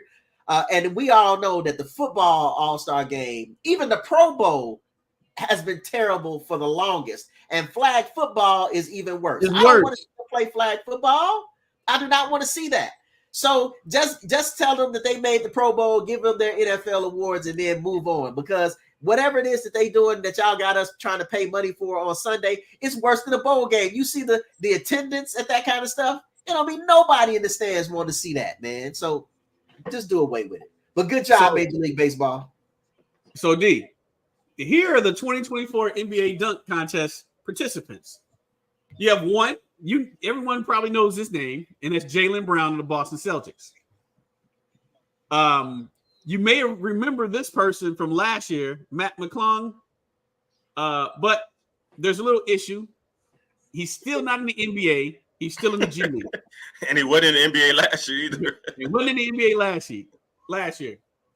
You have a rookie from Miami, Jaime Jaquez, who I don't think I've ever seen him dunk in a game. I don't think he was going to say Jaime Jackass.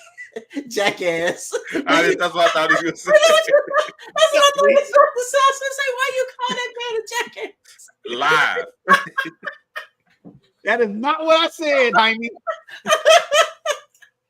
That is not what I said. But also you have and the only reason he's interested in me is because he's of course on my New York Knicks, and that's Jacob Toppin, who's a two-way player for the Knicks that hasn't. I think he's played like 4 minutes all year. So, well, maybe they got time to practice the dunks since they don't play. That might be true. That might be true.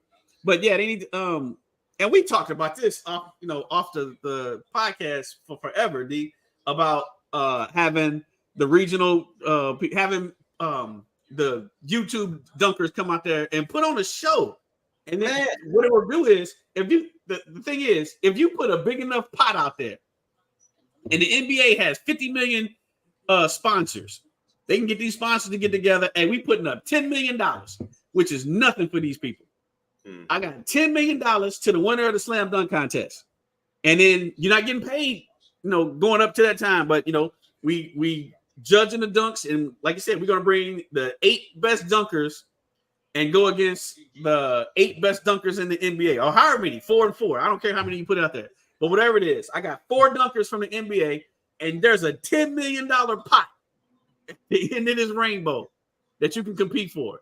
Then maybe you can get, and even if these players, Anthony Edwards, man, I would love to see Anthony Edwards in the dunk contest. And he's only what, 23, 24? Anthony Edwards, Donovan Mitchell, John Morant. Put Ja out there. I would love to see that. Even if you don't think that $10 million is worth your time and effort, then donate your $10 million to charity.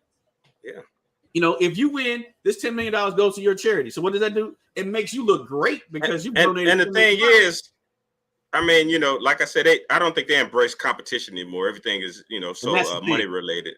And but the thing is, imagine how far it would catapult your career if you are a great player to, because those guys are famous anyway. But imagine where their career would go if they won a slam dunk contest. If they're known as slam dunk winners. Wow, I'm going brain dead. I mean, think about what it did for Dr. J, Dominique Wilkins, Spud, Will, those guys. The forward from the Clippers that jumped over the Kia. Blake Griffin. Blake Griffin. Blake Griffin turned that one dunk into millions of dollars on in advertising dollars. He jumped over a freaking car. And millions of dollars in NBA contracts. In front of a church choir. Don't leave that part out. It was a stupid dunk, but it was different. And again, it allowed him to create even more money. So you have to look at it as a business. I think that's what Jaylen Brown is doing right now. He's looking at this as a business decision for him. He goes out there and wins this dunk contest. It's going to catapult him to, because he doesn't get commercials. I think I've seen Jaylen Brown in one commercial, in only one commercial. But yeah, it can generate even more. Now he gonna have to commit himself, because you don't want to be the person to go out there and lose to Matt McClung, Jacob Toppin, and Jaime Jackass. Oh yeah, and Jaylen Brown could get up too. So it's just if he's creative enough. That's the question. He got some hops. But other than that, I do like the skills competition. I do like that. Sometimes they just horrible. When they had the big guys going against the little guys, that was just stupid. Big guys couldn't even dribble. But I know I get nostalgic, from time to time. But man, remember when we couldn't wait to see the All-Star NFL All-Star getting the Pro Bowl, and I remember they used to come on the same day. Y'all don't remember that? That was like early 80s. They used to come on the same day. Oh man. Ryan, you remember how excited we used to be? That's must-see TV. God. Must-see TV. Shoot. And when you think about it, I've only seen that I can remember. I seen 2 people get injured in an All-Star game, so I really can't see why they don't go all out. I seen I think Larry Bird got his nose broken by Adrian Dantley in the All-Star game, and it's accidental. And Kobe, it was Dwayne Wade broke Kobe nose that time. And the thing about they're accidental. I mean, that's going to happen from time to time. You've never seen a person get hurt in a dunk contest. Yeah, but even in All-Star games, you didn't see hard fouls in the All-Star game. They used to play defense. They play defense, but there's no cheap shots. Right. So I don't understand why you can't play all out in the All-Star game. That's it. But it started with the 2000s. I ain't gonna say no specific person, but it started doing the. No, what was the one when LeBron and Steph Curry when they were laying on the ground on fast break to let somebody dunk or whatever? Come on, man. So that okay, in the 90s, in the 80s, right? Let's start in the 80s. In the 80s, the NBA All-Star game was right. You remember the 60s, don't you? I remember them. It was very challenging. I mean, they go out there. Magic dishing the ball, but they was playing defense. The score. Remember, Magic and Isaiah would force the pace, and they'd be going back and forth, up and down against each other. They were playing defense. It wasn't this. Okay, you got the ball. Go ahead and dunk. You got the ball. Go ahead and dunk. Or shoot that three from across half court. Let's see who can hit. Come on, man. It wasn't about that. But now it's not basketball that you can watch. I don't even watch it to tell you. Yeah, they just come up the court and shoot threes. You bring it up, you shoot it, then the guy he brings it up and shoot it, then this guy over here brings it up and shoot it. Yeah, I'll see the highlight. 3-point competition looks like. Right. But no, it's not something that's it's not a competition because they don't compete. But it's an issue for all of these leagues because of the fact that there's way more people like us that don't really want to watch that because it's not the sport that we basketball, enjoy. Yeah, it's not the sport that we enjoy. So what that's doing is your sponsors that are paying big money for these advertisements that nobody's actually watching these games for, gonna come back to you and be like, "Hey, yo, I'm gonna need a refund on that, bro, because y'all putting out some trash." That's two. I got one more. One more before we get sued, D. Before he come looking for you. It's the 3-pump rule. Say garbage. Hot garbage. So, yeah, it's a lot that needs to be worked on. And they're gonna have to figure out something. Mm-hmm. Now there's never an easy transition to any of these. But we do want to issue our condolences to the families of Earl Cureton and also of Carl Weathers. Apollo Creed. You got Apollo, but he was more than just Apollo. He played Action Jackson. Right. He was Action Jackson. Right. Also, what's his name? He was in Happy Gilmore. Happy Gilmore. Oh, Happy Gilmore too. What was his name in Happy Gilmore? I gotta look for it. But hey, but on Action Jackson, he had Vanity. Oh, he did have Vanity. Oh, yeah, he did. He was Chubbs Peterson. That was his name. Chubbs Peterson. So, and then Earl Cureton, who was NBA great, played for the Pistons.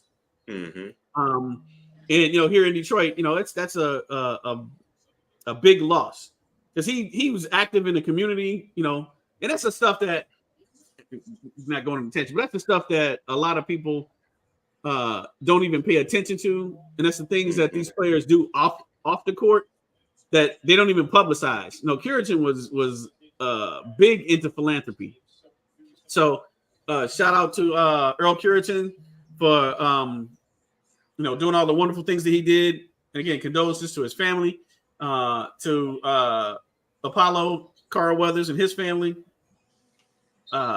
BIOTB says, job well done, fellas. You shall be missed. Any others? If not, we move it on. And we shall go. Right. Rest in peace. Rest in peace.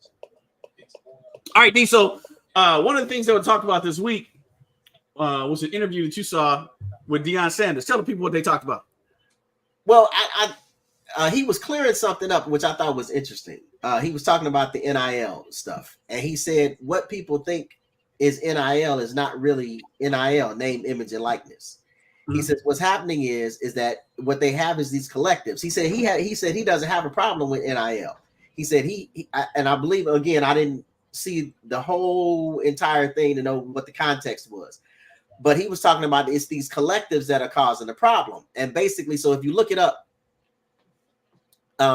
if you Google it, NIL collectives, it says, put simply, NIL collectives are independent organizations that fundraise money for various universities and give it to the attending student give it to the attending college athletes in the form of NIL agreement payouts. So it's a loophole. Yeah, so essentially what you've done is you have all of the stuff that was illegal when we were younger, like with SMU and the death penalty, and what happened with Eric Dickerson and Craig James with the Pony Express, and you know, all of this stuff where they, you know, these NCAA sanctions, $100 handshakes, right? Coaches was getting fired and all of this kind of stuff. Now you said, okay, all of that's okay. So now these boosters at these major universities who already had money, they were the boosters anyway. So now you've made a way for them to be able to pay these players to come to the school. So I think it's a catch-22 situation for someone. You know, shout out to the squad at the University of Illinois at Urbana-Champaign, where I went to with you know, Dana and Kevin Hardy and Simeon Rice, and you know, all of them cats that, you know, I got a chance to meet, and, you know, B-Hop, Brad Hopkins, and so on and so forth. What my point is that while I'm glad to see players like them finally be able to get paid, like I said, I remember distinctly, you know, us scrambling money together to buy a pizza, but we were walking to go get some wings at some place to get something to eat or to get that pizza, and we walked past the store and they selling Dana's jersey with his name on the back of it for $65, and he wasn't getting a dime of that money. So while I'm happy that players like Dana, you know, our friend Dana, and you know, all those cats, that they can now, you know, get paid for that. At the same time, I don't like this idea of, okay, well, in order to get you to come to our school, we're gonna offer you this much money. So I don't know where the balance is. They're gonna have to figure out what the balance is, how to balance that out. But I really think that that's something that they need to do, because then we go back to that old system of what they claimed that they were trying to avoid, which is all the big money schools being able to pay to get the players to come there. And I think that's the issue. NIL in its premise is a great thing to allow all the players to actually profit off of their own name, their own image, and their own likeness. But the way that it was presented, the way that it was supposed to go was, you're able to go out there, and if you know, ABC Sporting Goods Store wanted to pay you for an appearance to come there, they can do that. Or if they wanted you to sign some autographs and, you know, you get paid, that you can do that. Or if they want to put you into this this advertising campaign, and, you know, so you can start advertising their business, you can do that. Right. Which is great. But the way that it's gone with these collectives, yeah, now you just paying. And it is to that point, D, where the haves will get the better players and the have-nots won't. So all the better players will go to the highest bidder. Yeah, I can't remember the Florida State player that went to Florida State, committed to Florida State, but then another school came up and said, I'm going to give you even more money. So then he decommitted from Florida State and went to this other school, and they complained because Florida State wouldn't match the offer. Can't remember. It was last year or the year before, or whatever. It was a quarterback. It was a 5-star quarterback. But that's what you're getting to. Now they're giving these players, you know, $4, $5, $6 million just to come play for this team. Just to come be a student. Just to come be a student at the school. Again, listen, if they can get it. I'm not saying they should not get it. That is far from what I'm saying. But what I'm saying is, because of the way things are, because there is no system in place to oversee this thing, and that's what they need. As much as I'm not a fan for salary caps and all that other stuff, but they need some kind of guidelines as to how this stuff's supposed to be done. Right. Some regulations. I mean, back in the day, D, you would have a person that owned a big car lot hire a player to come here. I'm going to give you $100,000 to work here, and the player never do work. Now they don't have to do all that. I don't have to say he here to because he's working. Now I'm just giving you a check. Here's your money. Just come here and play football. Come here and play basketball. And that, again, I like the fact that the players are getting paid because they deserve it, but that's a little bit. That's professional. Right. You are now in the realm of professional football or basketball or whatever it is. And the problem is it hurts because the University of Michigan boosters are way more affluent and have way more money than a Troy State booster. Mm-hmm. You know, so Troy State is now regulated to, hey, I can only give you $10,000. Right. Whereas the person in Michigan for that same player is saying, hey, look, you come here, I got, $500,000 for you. Right. And I'm not talking about I'm talking all the third string safety. So there has to be some kind of regulation with this thing again. And I think the fact that everything is so new, of course, I believe they'll come up with different fail safes as to the system as it as we go along, as time goes along. But for right now, it's like everything else. Money talks, and so all the players are gonna follow the money, and it's gonna severely impact the other teams. So what? What Nino Brown say? Money talks. Bullshit. What runs the marathon? what I don't like is the coaches that are coming out fussing and complaining about how much these players are getting. Because exactly when they were getting those $1 million Nike contracts all these years. Yeah. So that's the thing I don't like. You as I say, don't get into the pockets of another man. Right. Mm-hmm. Right. You make what you make. They make what they make. Y'all get together. Y'all put something together and win a football game. But don't. And they're the actual ones out there bleeding. Right. That's the thing that hurt me about our whole time coming up. You see those guys like Dorian said. Dana's jersey's up. Dana's broke, but his jersey up, and people are making money off of him and his name and likeness. And then even with Chris Webber, remember the Fab Five. Right. Imagine how much money, they generated from their jersey sales, or UNLV. We bought all their stuff, jerseys and T-shirts. When Greg Anthony was at UNLV, they tried to suspend him because he developed his own business. He started selling T-shirts. Mm-hmm. He started selling T-shirts, his own business. But because he was making money, they said he couldn't play basketball. I remember that. Right? And so he had to stop. If he wanted to continue playing on the basketball team, he had to give up his own business. Well, remember where he was making hundreds of thousands of dollars. Yes. Remember that, which just goes to show a love for the game, right? But also remember when they said this and they started talking about he was receiving enough money on his scholarship, he tried to give up his scholarship, and they wouldn't let him give up his scholarship. But you got 4 other people on the team that don't have a scholarship. But now you won't let me give up my scholarship, and maybe they can get one because I'm making enough money to be able to pay my way through school and still play basketball. That's which goes to show you the hypocrisy, the hypocracy that's going on in the NCAA, which is why I would not want the NCAA to be the governing body over this NIL, this NIL stuff. Oh no! But I just think it's interesting that now you've gotten to this point where you are literally. I think the thing that they didn't want is this idea of these students starting to think that they're employees. Like we just had that lawsuit that just happened, right?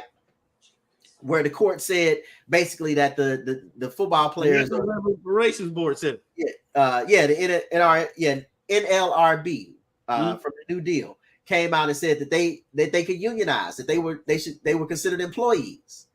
Mm-hmm. This is exactly what they did not want to happen, but they allowed it to happen by not having any sort of regulations or policies in place to be able to cover these NIL collectives. Because trust me, as fast as they've been working to figure out regulations, these folks are figuring out ways to get around those regulations. Oh yeah, for sure. So it's one of those things, Dean, where the players were complaining, saying, "Listen, we need to get paid. We need to get paid. We need to pay. Oh no, you're a student athlete. We give you a free education. You getting benefit now, mind you." Back in the day, it used to be, it was what $20,000-$30,000 a year to go to the school, right? So that's what it costs you. I'm giving you a scholarship of one. 1-year scholarship. It's a 1-year scholarship that's possibly renewable. Right. Mm-hmm. So I'm giving you $30,000 a year to come out here and play football. That's why make billions? That's your pay. While I'm making billions, right? So I come to you, I tell you, listen, we need to fix this. We need to fix. Oh no. You got what you're gonna get. We need to fix it. Education. So now the courts come in and say, no, you can't not allow them to make money off of their own name. That's their name. They own that name, not you, right? As long as they're not using University of Arizona in their commercials, and they're just using their name. I'm star quarterback for the University of Arizona. Then you can't stop them from making this money. So now they're actually out here making money. Now the NCAA say, "Oh, please come help us because we can't handle this thing. We need the government to come in and fix this. We need regulations. We need this. We need that." You had the opportunity to create a system a long time ago that would be beneficial to both parties, but you were just so greedy. So freaking greedy, and you think because and I'm talking about the two major sports at these universities, basketball and football, where the majority of the players are African American, right?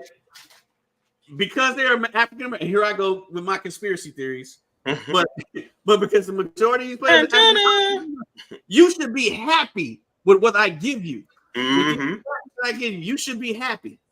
But now that they say, what they say, it ain't so fun when the rabbit got the gun. The rabbit got the gun. So now you got to deal with it. And these collectives, now they like, well, shoot, we was doing this before. We ain't gotta hide in the dark no more. Here you go. Here's your money, man. How much you want? What will it take? What will it take for you to come to this school? That's all you need? All right, cool. So now what?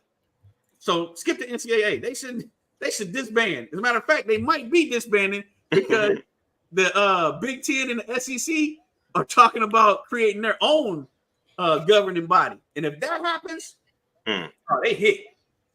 They hit. That nobody else had none? D eating. I'm drinking. I mean, that's it. You said a mouthful. Right. It says no fun when the rabbits got the gun. You know, these coaches and you know, these universities have been making money off the backs of these players for so long. You know, I mean, it's a crime. I hate to say slavery, you know, or, you know, I don't want to, you know, disrespect slavery like that. But at the same time, you're working for nothing. Right. Indentured servitude. Yeah, that. So, all right.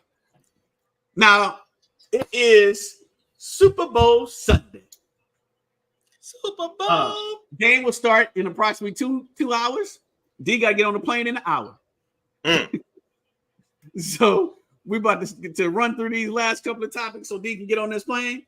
Run.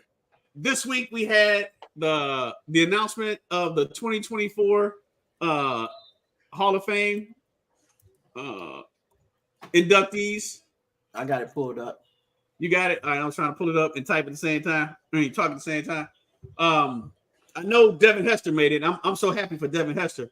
I can tell you who it was. You know, it's only 7. They only allow so many every year. Yeah, go ahead. Tell me, D. So we got Dwight Freeney, defensive end, Indianapolis Colts. We got Randy Gradishaw, linebacker, kick return, linebacker from the Denver Broncos.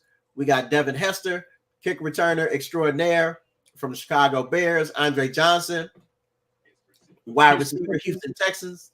Steve McMichael, defensive lineman. Yeah, defensive lineman, Chicago Bears. Julius Peppers, defensive end, outside linebacker from the Carolina Panthers. And Patrick Willis, linebacker, San Francisco 49ers. That is the class of 2024. Congratulations. Well-deserved. I appreciate the NFL process more than I definitely can appreciate the baseball process. That's for sure. I think basketball, I kind of understand the basketball process that they do everything, you know, international, college, as well as professional. But the NBA should have their own. Yeah. They put their whole career together. But I think that I like the way that the NFL does it. It's a lot less subjective in terms of everyone who has the input and who has a vote, and how the players, the Hall of Famers themselves get the vote. The players are the ones that nominate. So it's never for me oftentimes that the guys who got in didn't deserve it. That the guys who got in actually deserved it. But it's just because of the numbers, you wonder who's actually going to eventually end up getting in, because they only allow so many. The other leagues, it doesn't matter. But for football, they only allow so many a year. So congratulations to all those gentlemen. Well deserved. Great careers. I can never look at the NFL Hall of Fame and be like, nah, he shouldn't have been in. It's it's a group of 20 individuals that get together. 20-person group consists of 5 modern era players and additional 15 members, known as the Centennial Slate. They're the ones that elect the Hall of Fame candidates, and they have to be they're nominated, and one of the Hall of Famers have to give the merits as to whether or not these players deserve to be in there. Basically give a presentation. They give a presentation on each player, and then they vote on. And I think, if I'm not mistaken, let me check. I think it has to be unanimous. Yeah, I think the Hall of Fame is unanimous. Okay. And it says, it says there's no set number of how many enshrinees there are in each class, but it does stipulate it's between 4 and 8 new members each year. So it's a minimum of 4, a maximum of 8. Okay. And when you consider the hundreds of players that come in each year, and that play that game, it's difficult to become an NFL Hall of Famer. In some respect, in basketball, for instance, basketball, they may have a class of 15 players, but it's because what D said, it's not just NBA, but it's also international. It is college, and it's men and women. So their basketball Hall of Fame is just everything all together. And what they do is they put your whole career into perspective and decide whether or not you're a Hall of Famer. Football, you have the players themselves that have done it to say, you know what, I'm a Hall of Famer. I say, you know what, Dorian deserves to be in the Hall of Fame, and this is why. Right, I'm gonna give you a whole presentation as to why Dorian needs to be in this Hall of Fame. Then they ask questions and come up to a consensus. You know what? Yes, he's a Hall of Famer, or no, he's not a Hall of Famer. And sometimes, only the great players get in on their first ballot. Only the great ones. You don't see a lot of borderline. I mean, even though they had a great career, but they're not going to get on the first time, because there's going to be a lot more, because they compare you to other players in the Hall, right? With Patrick Willis, for instance, how does he compare to Lawrence Taylor, right? Or what was my man from Chicago? Singletary. No, not Singletary. The other one. He just got in 2 years ago. You talking about wow. Talking about number 58. Yes. Whatever. So but they compare it to how does his career rank with this? And if it's comparable and he's in the Hall, then he's deserving to be in the Hall. Versus baseball, where I don't care what kind of stats you have. Wilbur Marshall. If I don't like you, if I have a personal vendetta against you, then you're not gonna get into the Hall. If I have unsubstantiated proof that you did something, you're not gonna get into the Hall. And it's just stupid. It's just a bunch of, say it like it is, a bunch of old white dudes that never played the game, that write about you, that when you were playing, they were probably the biggest supporters of you, talking about how great you are. But now that you don't play anymore, Now they talk about, oh well, he doesn't deserve to be in there because of such and such. And who's to say you have the right to tell me what I do and do not deserve? But anyway, I'll leave that. I'll leave the baseball up to D because he's the one that rants the most about it. Yeah. I don't even want to. Right now, we talking about the Football Hall of Fame. I don't want to talk about them. Yeah.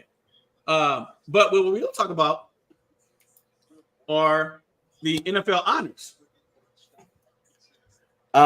This isn't. I mean, it's. I think for the most part, I think it went the way we thought it was gonna go. I think the one beef that Rodney had that we talked about this, outside of here was Coach of the Year, which I could agree with him. But I mean, Cameron Hayward was Walter Payton Award. I don't know how they do that and campaign for that and decide for that. That's not on the field. Lamar Jackson was the MVP. Joe Flacco was the comeback player of the year. That's interesting because he only played the last 4-5 games of the year season. Will Anderson Jr. was the Houston Texans won out, just to go to show you how great their draft was.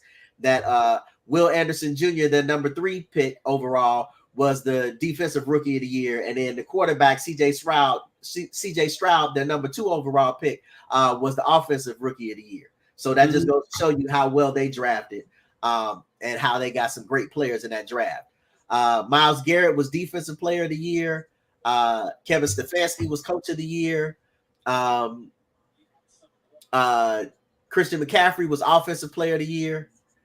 And the other awards, I'm not sure why they give those. The CJ Stroud was rookie of the year.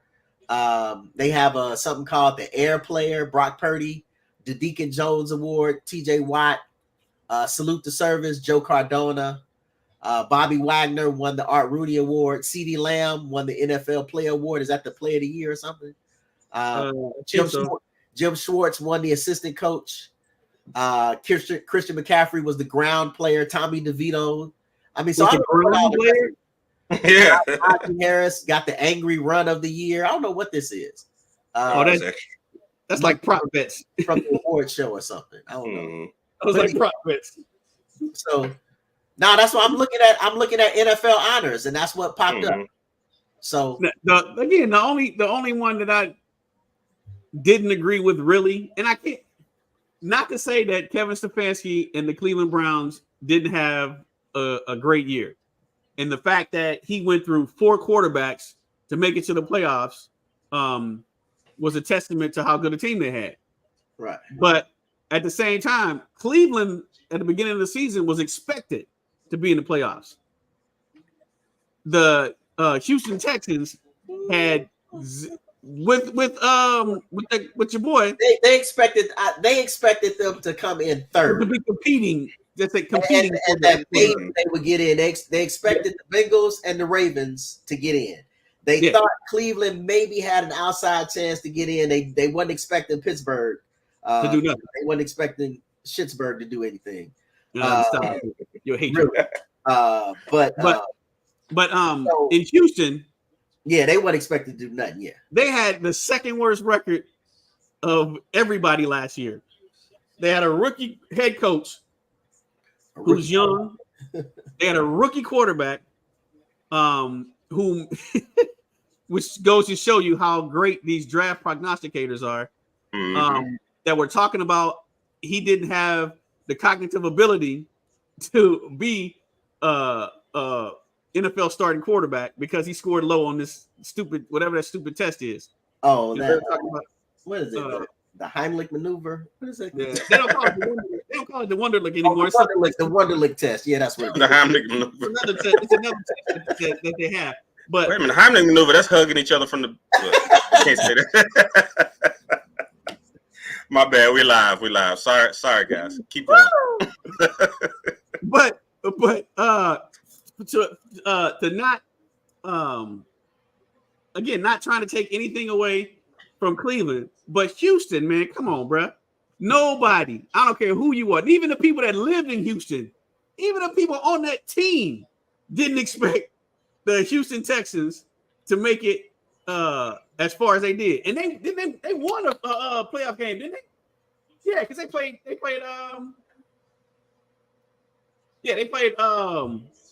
Baltimore in the second round, right? Yeah, I'm. Did they win the first round game? Yeah, they won the first round game, didn't they? That's what I got to make sure, but I'm pretty sure. Let's see. They were 10-7 on the season, and yeah, they beat the Browns in Right. the wild 45. Right. They should have beat the brakes off the Browns because I had Joe Flacco in for my quarterback. My quarterback, but yeah, but even though that award is awarded prior to the playoffs, but DeMeco Ryans, man, there is no way. Well, I'm gonna say no way. He is deserving of being the NFL coach of the year. Yeah. Yes. And to me, I think that's. I ain't gonna bring in no conspiracy theories, but the brother should have got it. That's all I'm gonna say. The brother should have got it. He should have been a rookie. He should have been the coach of the year. That's all I'm saying. And again, other than that, of course, CJ Stroud, there was no question that he was the rookie of the year. Will Anderson, no question, he was the defensive rookie of the year. And again, both of them were on the Houston Texans, which goes to show you that's why they were able to turn the team around. And then you had Lamar. Lamar was a no. I don't even know who finished second. Ooh, that's a good question. That was probably the biggest race. Probably McCaffrey. Was it McCaffrey? I said probably. I'm not sure. Let's see. Okay. I'll look it up. Hold on. Go ahead. But yeah. So Christian McCaffrey, he was a nominee. Those are just the nominees. They said Mahomes got second. Did he? Mahomes. Wait, no, I'm sorry. Wait a minute. No. Wait a minute. Hold on. Not that. Wait a minute. I'll find it. Never mind. Go ahead. I don't see Mahomes being the second best player. Okay, it's looking like the Celtics trying to let the Heat come back. So it's looking like McCaffrey. It's looking like the voting was Lamar Jackson, then Dak, then McCaffrey, then Purdy, then Josh Allen, then Tyreek Hill. Wow, Dak was second. Yep. If y'all had, although he might have won. If y'all had won a playoff game, if y'all Dak did have he had a took that shellacking. Yeah, in the playoffs. But anyway, man, that's over with. We looking forward to next year. Said it's old stuff, right? Because y'all gonna win next year. That's old. They're gonna win every year. What does YBT say? Your boy Trump, man, that's fake news. Don't worry about that. That's fake news. So anyway, let's just move right along. Right. And we're gonna talk about this real quick. Eric Bieniemy, former offensive coordinator for the Washington Commanders, is no longer the offensive coordinator. That's what former means, by the way. He's no longer the OC in DC. But the surprising thing is that right now he's not even a position coach. He hasn't been hired by anybody as of yet. Now that might be a pride thing, having to go from being an offensive coordinator to being pushed back down to a position coach position. So he may still get one because there's still teams that are looking to get people in position. But at this moment, he is not an OC. And the thing is, he didn't really have a great season in DC to even warrant being the offensive coordinator. I mean, I can't necessarily once you put out the stats. I mean, again, I understand, why he's out in DC. He was there 1 year. You bring in a whole new staff. It's different if he would have just been the only one to get fired, and you bring in another offensive coordinator. Mm-hmm. But you bring in a new head coach. A new head coach always brings in a new staff. Mm-hmm. And so Even now down to the strength and conditioning coach. That right now he's out looking for, you know, a new position. I think somebody will give him an opportunity. Where that will be, we don't know. I think they said he interviewed with the Raiders. But I do think somebody is going to give him an opportunity. Hopefully they'll give him an opportunity with better players. I mean, really, bruh, I mean, to say, to say that he, you know, the Commanders were 25th in this and 32nd in running and all of this kind of stuff, and third down percentages, how horrible they were. But you go from, you got right now, you got Samuel Howell, you know, you got Howell, you got McLaurin. I don't know any of their running backs, but look who you left. You left Mahomes, Mahomes and Auto. But you know, you left Mahomes, you left Kelsey, you left Pacheco, you know, you left Andy Reid, you know, to go to McLaurin, Howell, and Riverboat Ron. You know, so did we really expect them to be that great? I think maybe if he had a chance to stay longer and get some better players and really develop his players to be in his offense for more than 1 year, mm-hmm. they probably would have been better off. But you know, I didn't necessarily think it was going to work out too well in DC when the players was complaining that he talked about he was too hard on them. He's practicing too much, practicing too hard. So it's like, yeah, dude, you got an uphill battle in front of you. Yeah. So let's hope he lands on his feet and gets another job so that he can finally get his due as a play caller, so he can become a head coach. Not NFL related, but NBA related. Dudes, is your Boston team about to get him anywhere? Yeah, bro. That's because Jimmy Butler's not playing. So you know, every time Boston plays a team with an injury to the superstar, we're probably going to lose those games. So they're trying to give this game away right now. Yeah, we're working hard. We're working hard. What is that? Oh, my bad. I'm like, what? Jason Tatum be doing some of the stupidest things sometimes, man. In the clutch too. Right, for no reason. Right. In clutch situations. So I just don't know. Anyway. Speaking of Bieniemy, since we were talking about who Bieniemy left, you know that it's that time, fellas. It's that time. That time of day when Super you Bowl can say the shadow say should be a holiday. Time to put aside. So, for our last feat on this day, on our first live event, ever, we're gonna do what we all are horrible at. Giving our prognostication. Yeah, we're not putting any money behind this. Right. Yeah, not one single solitary. Yeah, we are a lot smarter than that. So D-Dub, we're gonna start with you. Who you got? Who you with? Well, I'm interested in seeing how Brock Purdy does with this pressure. You know, being in this pressure situation and you know, the Super Bowl. But it is impossible to go against the Kansas City Chiefs with Mahomes and you know and McAuto. Yeah, McAuto and Kelsey, and all the boys. You know, it's hard to go against all. And don't forget about Taylor. Taylor in the stands. I thought we was gonna go the whole podcast without mentioning her name. We're not talking about Taylor Swift. We almost made it. Ouch! Oh. That's why your back went out, sucker. All right, D. Give me yours, man. So you can get out here and get on the plane. Well, all I can say is all my years of going to them games in Kansas City, taking my Uncle Clarence to the games. How about them Chiefs?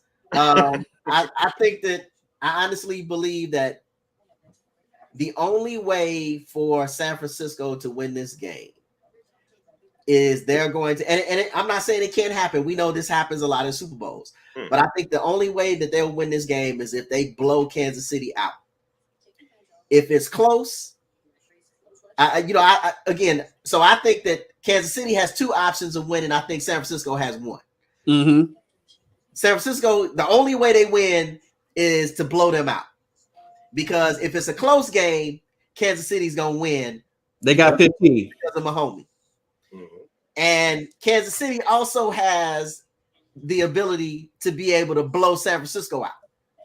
So if it's a close game, Kansas City wins, and either one of them can blow the other one out, as we know all happens in Super Bowl. So because of the fact that Kansas City has two methods to win versus San Francisco's one, I got to go with Mahomes. And to round it out, again, the kiss of death to Kansas City.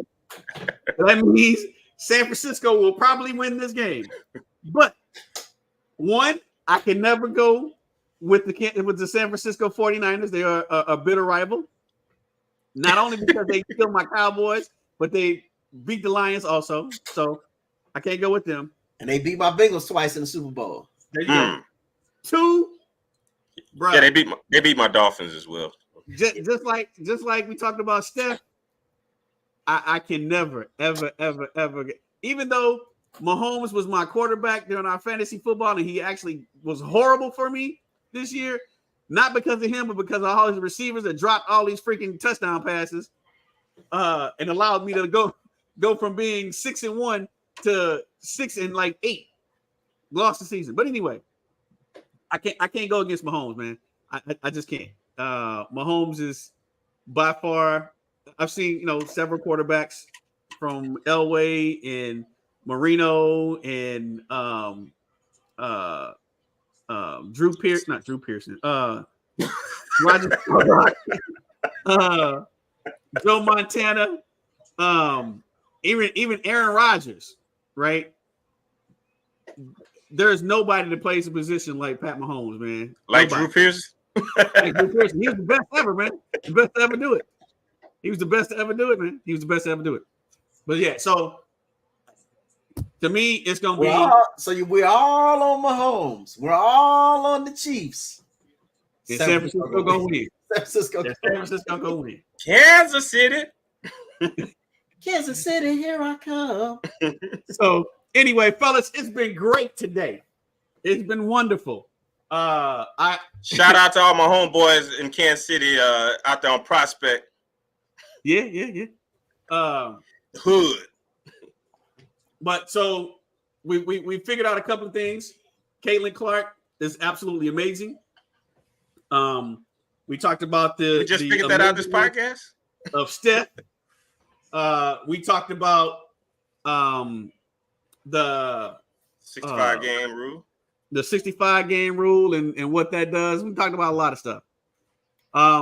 So hopefully we've said some stuff that you guys like. So we want you to go ahead and before we leave here, if you're here or if you're gonna be here when you see the re-recording, press that like button, press that subscribe button, press the follow button, send D Double the money. And if you like what we had to say, we thank you. But if you didn't, kiss it. And on Super Bowl Sunday, we out. Don't blame it on sunshine. Don't blame it on the moonlight. Don't blame it on the good times. Blame it on the boogie. Don't blame it on sunshine. Sunshine. Moonlight. Moonlight. Boogie's got me in a super trance. Sunshine. Moonlight. Yeah. Good times. You just got the sunshine, yeah, moonlight, good times,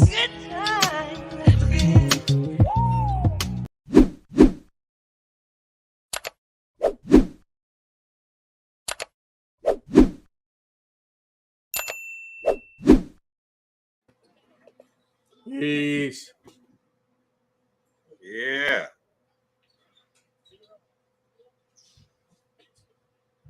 What's this little